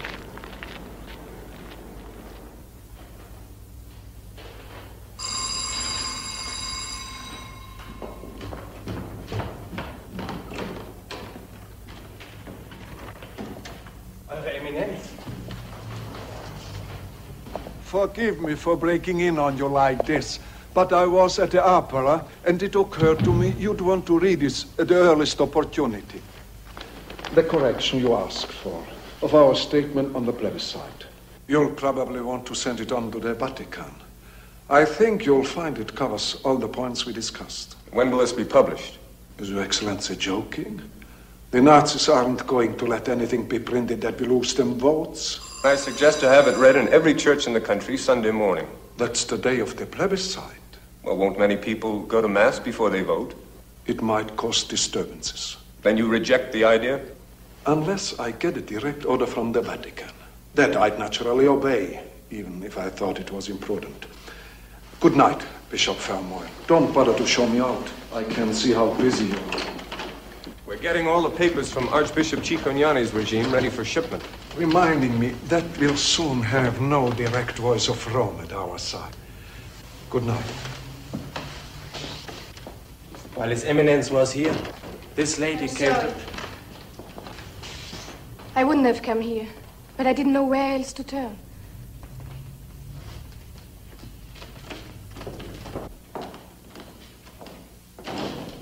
What's happened? They are following me. The Gestapo. I think they followed me here. I don't know what they're after, but if they take me to prison, they can make me say anything they want to, can't they? With drugs and torture. I don't think I could stand much pain. Stephen, I don't know what to do. I don't know where to go. You can stay here. Father Niedermoser. Yes. Is Sister Wilhelmina still up? I believe so. Please ask her to come here. You'll be safe with us. I'm sorry. Don't be. I'm glad I can be of help to you. Thank you. Come in.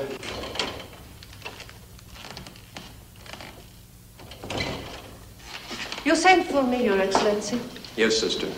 I want you to prepare a room for Frau von Hartmann. Certainly. Sister Wilhelmina will see to it that you have everything you need.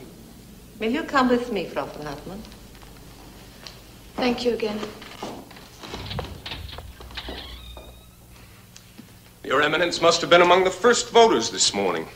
The news was on the radio at 9 o'clock. I am an early riser. I like to say Mass at 6 o'clock. You advertised how you had voted. I reported to you the Holy Father's concern for the... My dear Bishop, you told me I was to issue no more statements on the plebiscite. And last night, at the end of Hitler's campaign speech, all the church bells rang again. You just won't understand about the bells. What would attract attention is not to ring them. The radio reports say that priests all over the country are urging their people to vote yes. And the big news is that after you cast your vote, My purely personal vote. You gave the Nazi salute, Heil Hitler. That is correct. The words have become part of the German language. They are used instead of good morning or good evening. Even I regret to say instead of God bless you. Still, under the circumstances, that salute was a partisan political act. I was not issuing a statement. I have not disobeyed the Holy Father. Literally, maybe not. What I tried to convey to Your Eminence was a spirit, a general attitude. To that you obviously paid no attention at all. You deliberately decided that your way was better than the Holy Father's. That's how I see it, and that's how I'll have to report it. One moment, Bishop. You must understand, I have no wish to pry into your personal life. That was taken at Kurt von Hartmann's funeral. May I ask how Your Eminence happens to have come by this picture? The police gave it to me. I knew Frau von Hartmann before she was married. I was here at the time during a leave of absence from the priesthood. A leave of absence? My vows naturally remained in force. That was many years ago. And yet right now, this very same woman is living with you at the Nunciator. She's staying with Sister Wilhelmina, the housekeeper. I do not suggest there's anything improper about it, but you must appreciate what the Nazis might make of it. I granted Frau von Hartmann sanctuary. From the police, I know. But does the fact that the police claim she has committed a crime make the propaganda image any more favorable to the church? She has not committed a crime. Nobody has charged her with anything. I better bring you up to date on that. There is clear evidence that Kurt von Hartmann, for understandable reasons, was planning to leave Austria. That may be true, but it hardly... He wanted to take a large sum of money with him. That's been against the law for years, long before the Nazis came. This in no way involves his wife. The fact that her personal jewelry was included. Included in what? Sewn along with the money into the lining of a suitcase they found in the apartment. I didn't know about that. She didn't tell you? She told me that she knew nothing about her husband's plans. And you accepted that? Well, I suppose it might even be true. Certainly, if it is, she should want the investigation to proceed so her name can be cleared. Simply tell her to cooperate with the authorities. When the authorities are the Gestapo... I cannot have the scandal. Not at the moment when I am completing the most delicate negotiations for the future of the church in Austria. I have to think about it. I have to talk to Frau von Hartmann. But you appreciate the importance of the problem and the urgency. Yes. And you will find a way. That won't embarrass me or my relations with the new government. Yes. I will find a way.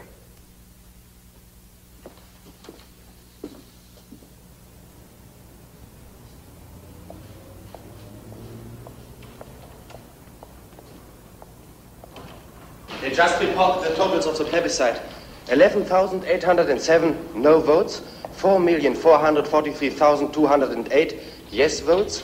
The percentage of yes votes was 99.73. Thank you, Father. 99.75% majority. There's a soap in America that's advertised as 99 and 44/100% pure. But Hitler has to be even purer. You'll close the Nunciator? Austria doesn't exist anymore. Our diplomatic relations are with Germany, with the nuncio in Berlin. The Gestapo said they found a suitcase hidden in your apartment. Jewelry of yours was sewn into the lining along with cash. Kurt always kept my jewelry in his safe. I'll find a way to get you out of the country. You don't owe me anything, Stefan. I owe you a great deal. At a time when I'd forgotten how to love, you helped me to love again. And you gave that love not to me, but to God. It was his to begin with. It was always his. For me, it was always you. I never loved another man but you. Excuse me, Your Excellency. Cardinal Initz is on the telephone.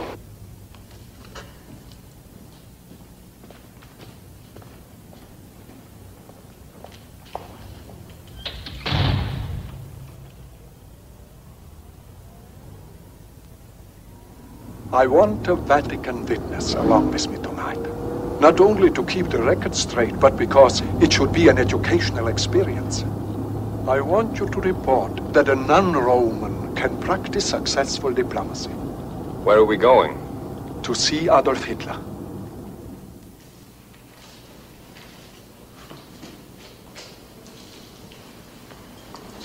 Wir warten jetzt schon über 2 Stunden. Sind Sie sicher, dass der Führer das weiß?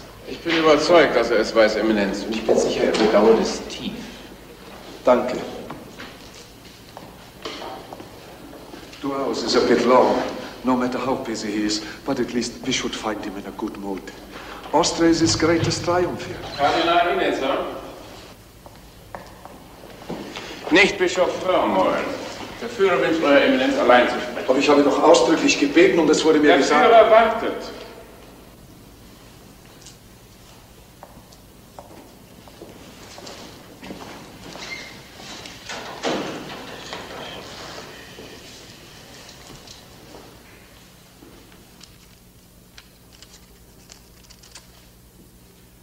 Excuse me, Your Excellency.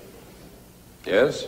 You will tell people when you're home in America about these days of glory how you saw two German countries peacefully reunited. I will tell people what I saw. It will be the same when we free our German brothers in the Sudetenland of Czechoslovakia. And also in your country. You're talking about the United States? Yes. We have no wish to conquer your land or harm your people. Our only purpose is to liberate the 5 million Germans there.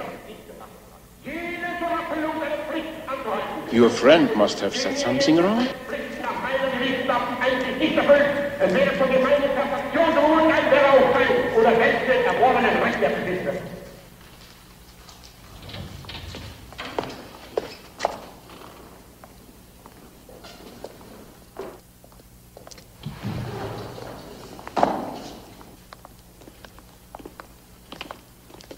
He repudiated all his promises to me, every one of them.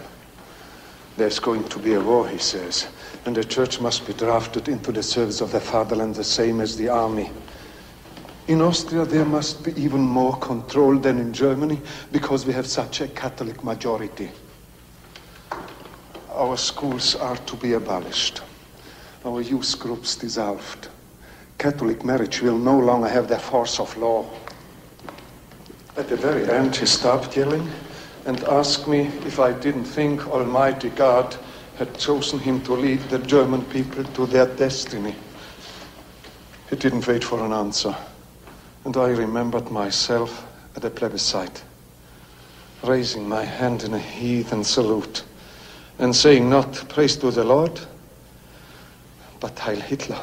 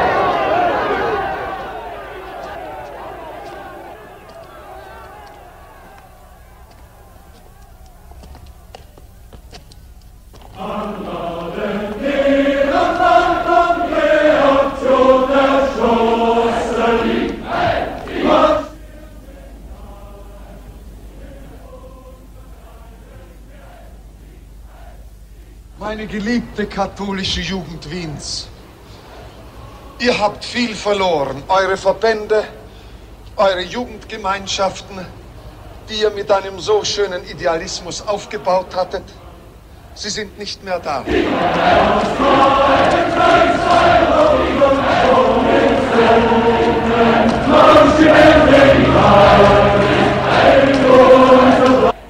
Und uns zu Christus bekennen. Zu unserem Führer und Meister. Nur er kann uns glücklich machen, in Zeit und Ewigkeit.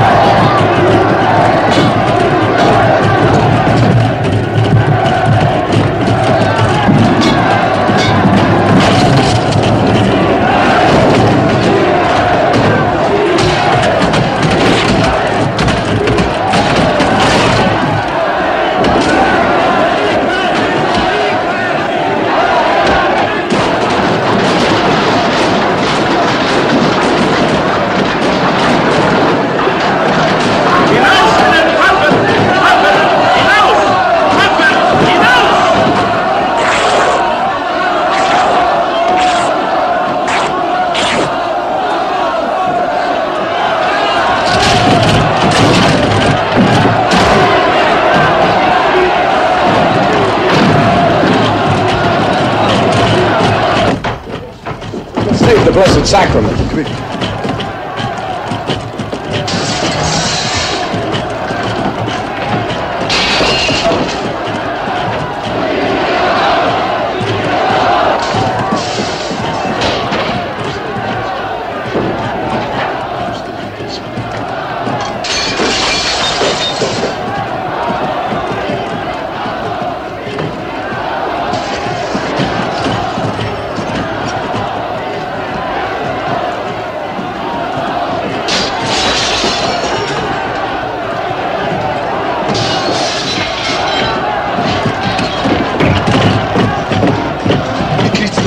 Under the cathedral.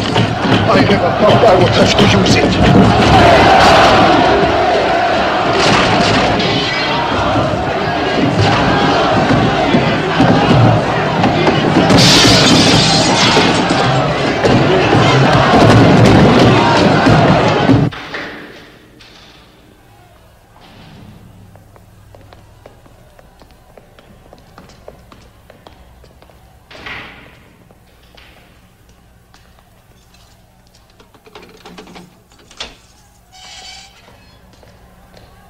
Eminence. Oh, no, it's only a scratch. We must get you out of here. With the Vatican passport, you are one of the few people who can leave the country. At least for a moment you can. You must tell the truth about Hitler's promises. You can't stay here, Your Eminence. You're not safe. Safety, I am afraid, is among the illusions we can no longer depend on. Pray for me.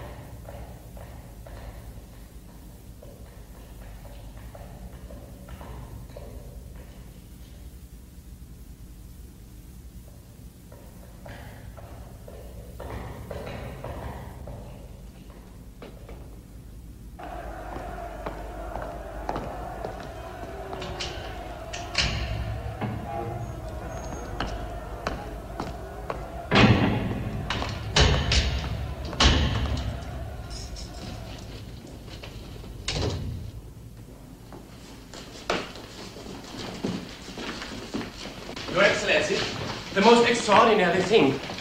Frau von Hartmann. Yes? They came to question her, the Gestapo. I told them they had no right to enter the building, that it was the soil of a sovereign power. Yes, what happened? Frau von Hartmann said she would go outside to meet them. She said she didn't wish to claim the right of asylum here. I begged her to wait at least till Your Excellency returned, but she wouldn't? Frau von Hartmann said her character was barely strong enough to do what she was doing right then. It wouldn't hold up if she had to talk to you about it.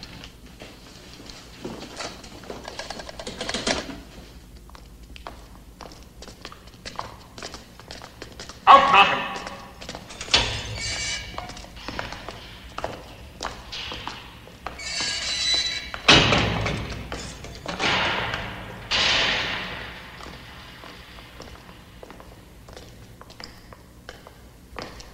I couldn't believe it, Your Excellency, when they told me who was here. Why did you let them take you? Because it suddenly seemed easier not to fight them. It just didn't matter anymore. It matters a lot. We both know you're innocent. Of wanting to escape from Austria with money and jewels, yes. I'm innocent of that. And with the right help, you may be able to prove it. I have a lawyer coming to see you. Is it worth so much effort? I wonder. I've had time to think about myself since Kurt died. When I was a spoiled girl, I fell in love with a young man, a priest. I loved him. At least I think I loved him. But he was also a challenge to my vanity. I wanted to take him away from his priesthood. I wanted to take him away from God. They're not allowing us much time. Now let me speak, please. When I lost that campaign, I was disappointed. And I turned to Kurt, which might have been all right if I had been able to make myself for him the wife I used to dream about. The woman who existed only for her man. Poor Kurt. he would have been satisfied with less, much less. But I gave him nothing. Anne-Marie. Let me finish. Even when two people have very little to share, it is possible for them to make some sort of a life together. Until one of them has a very strong need of the other. When Kurt felt such a need, there was nowhere for him to turn.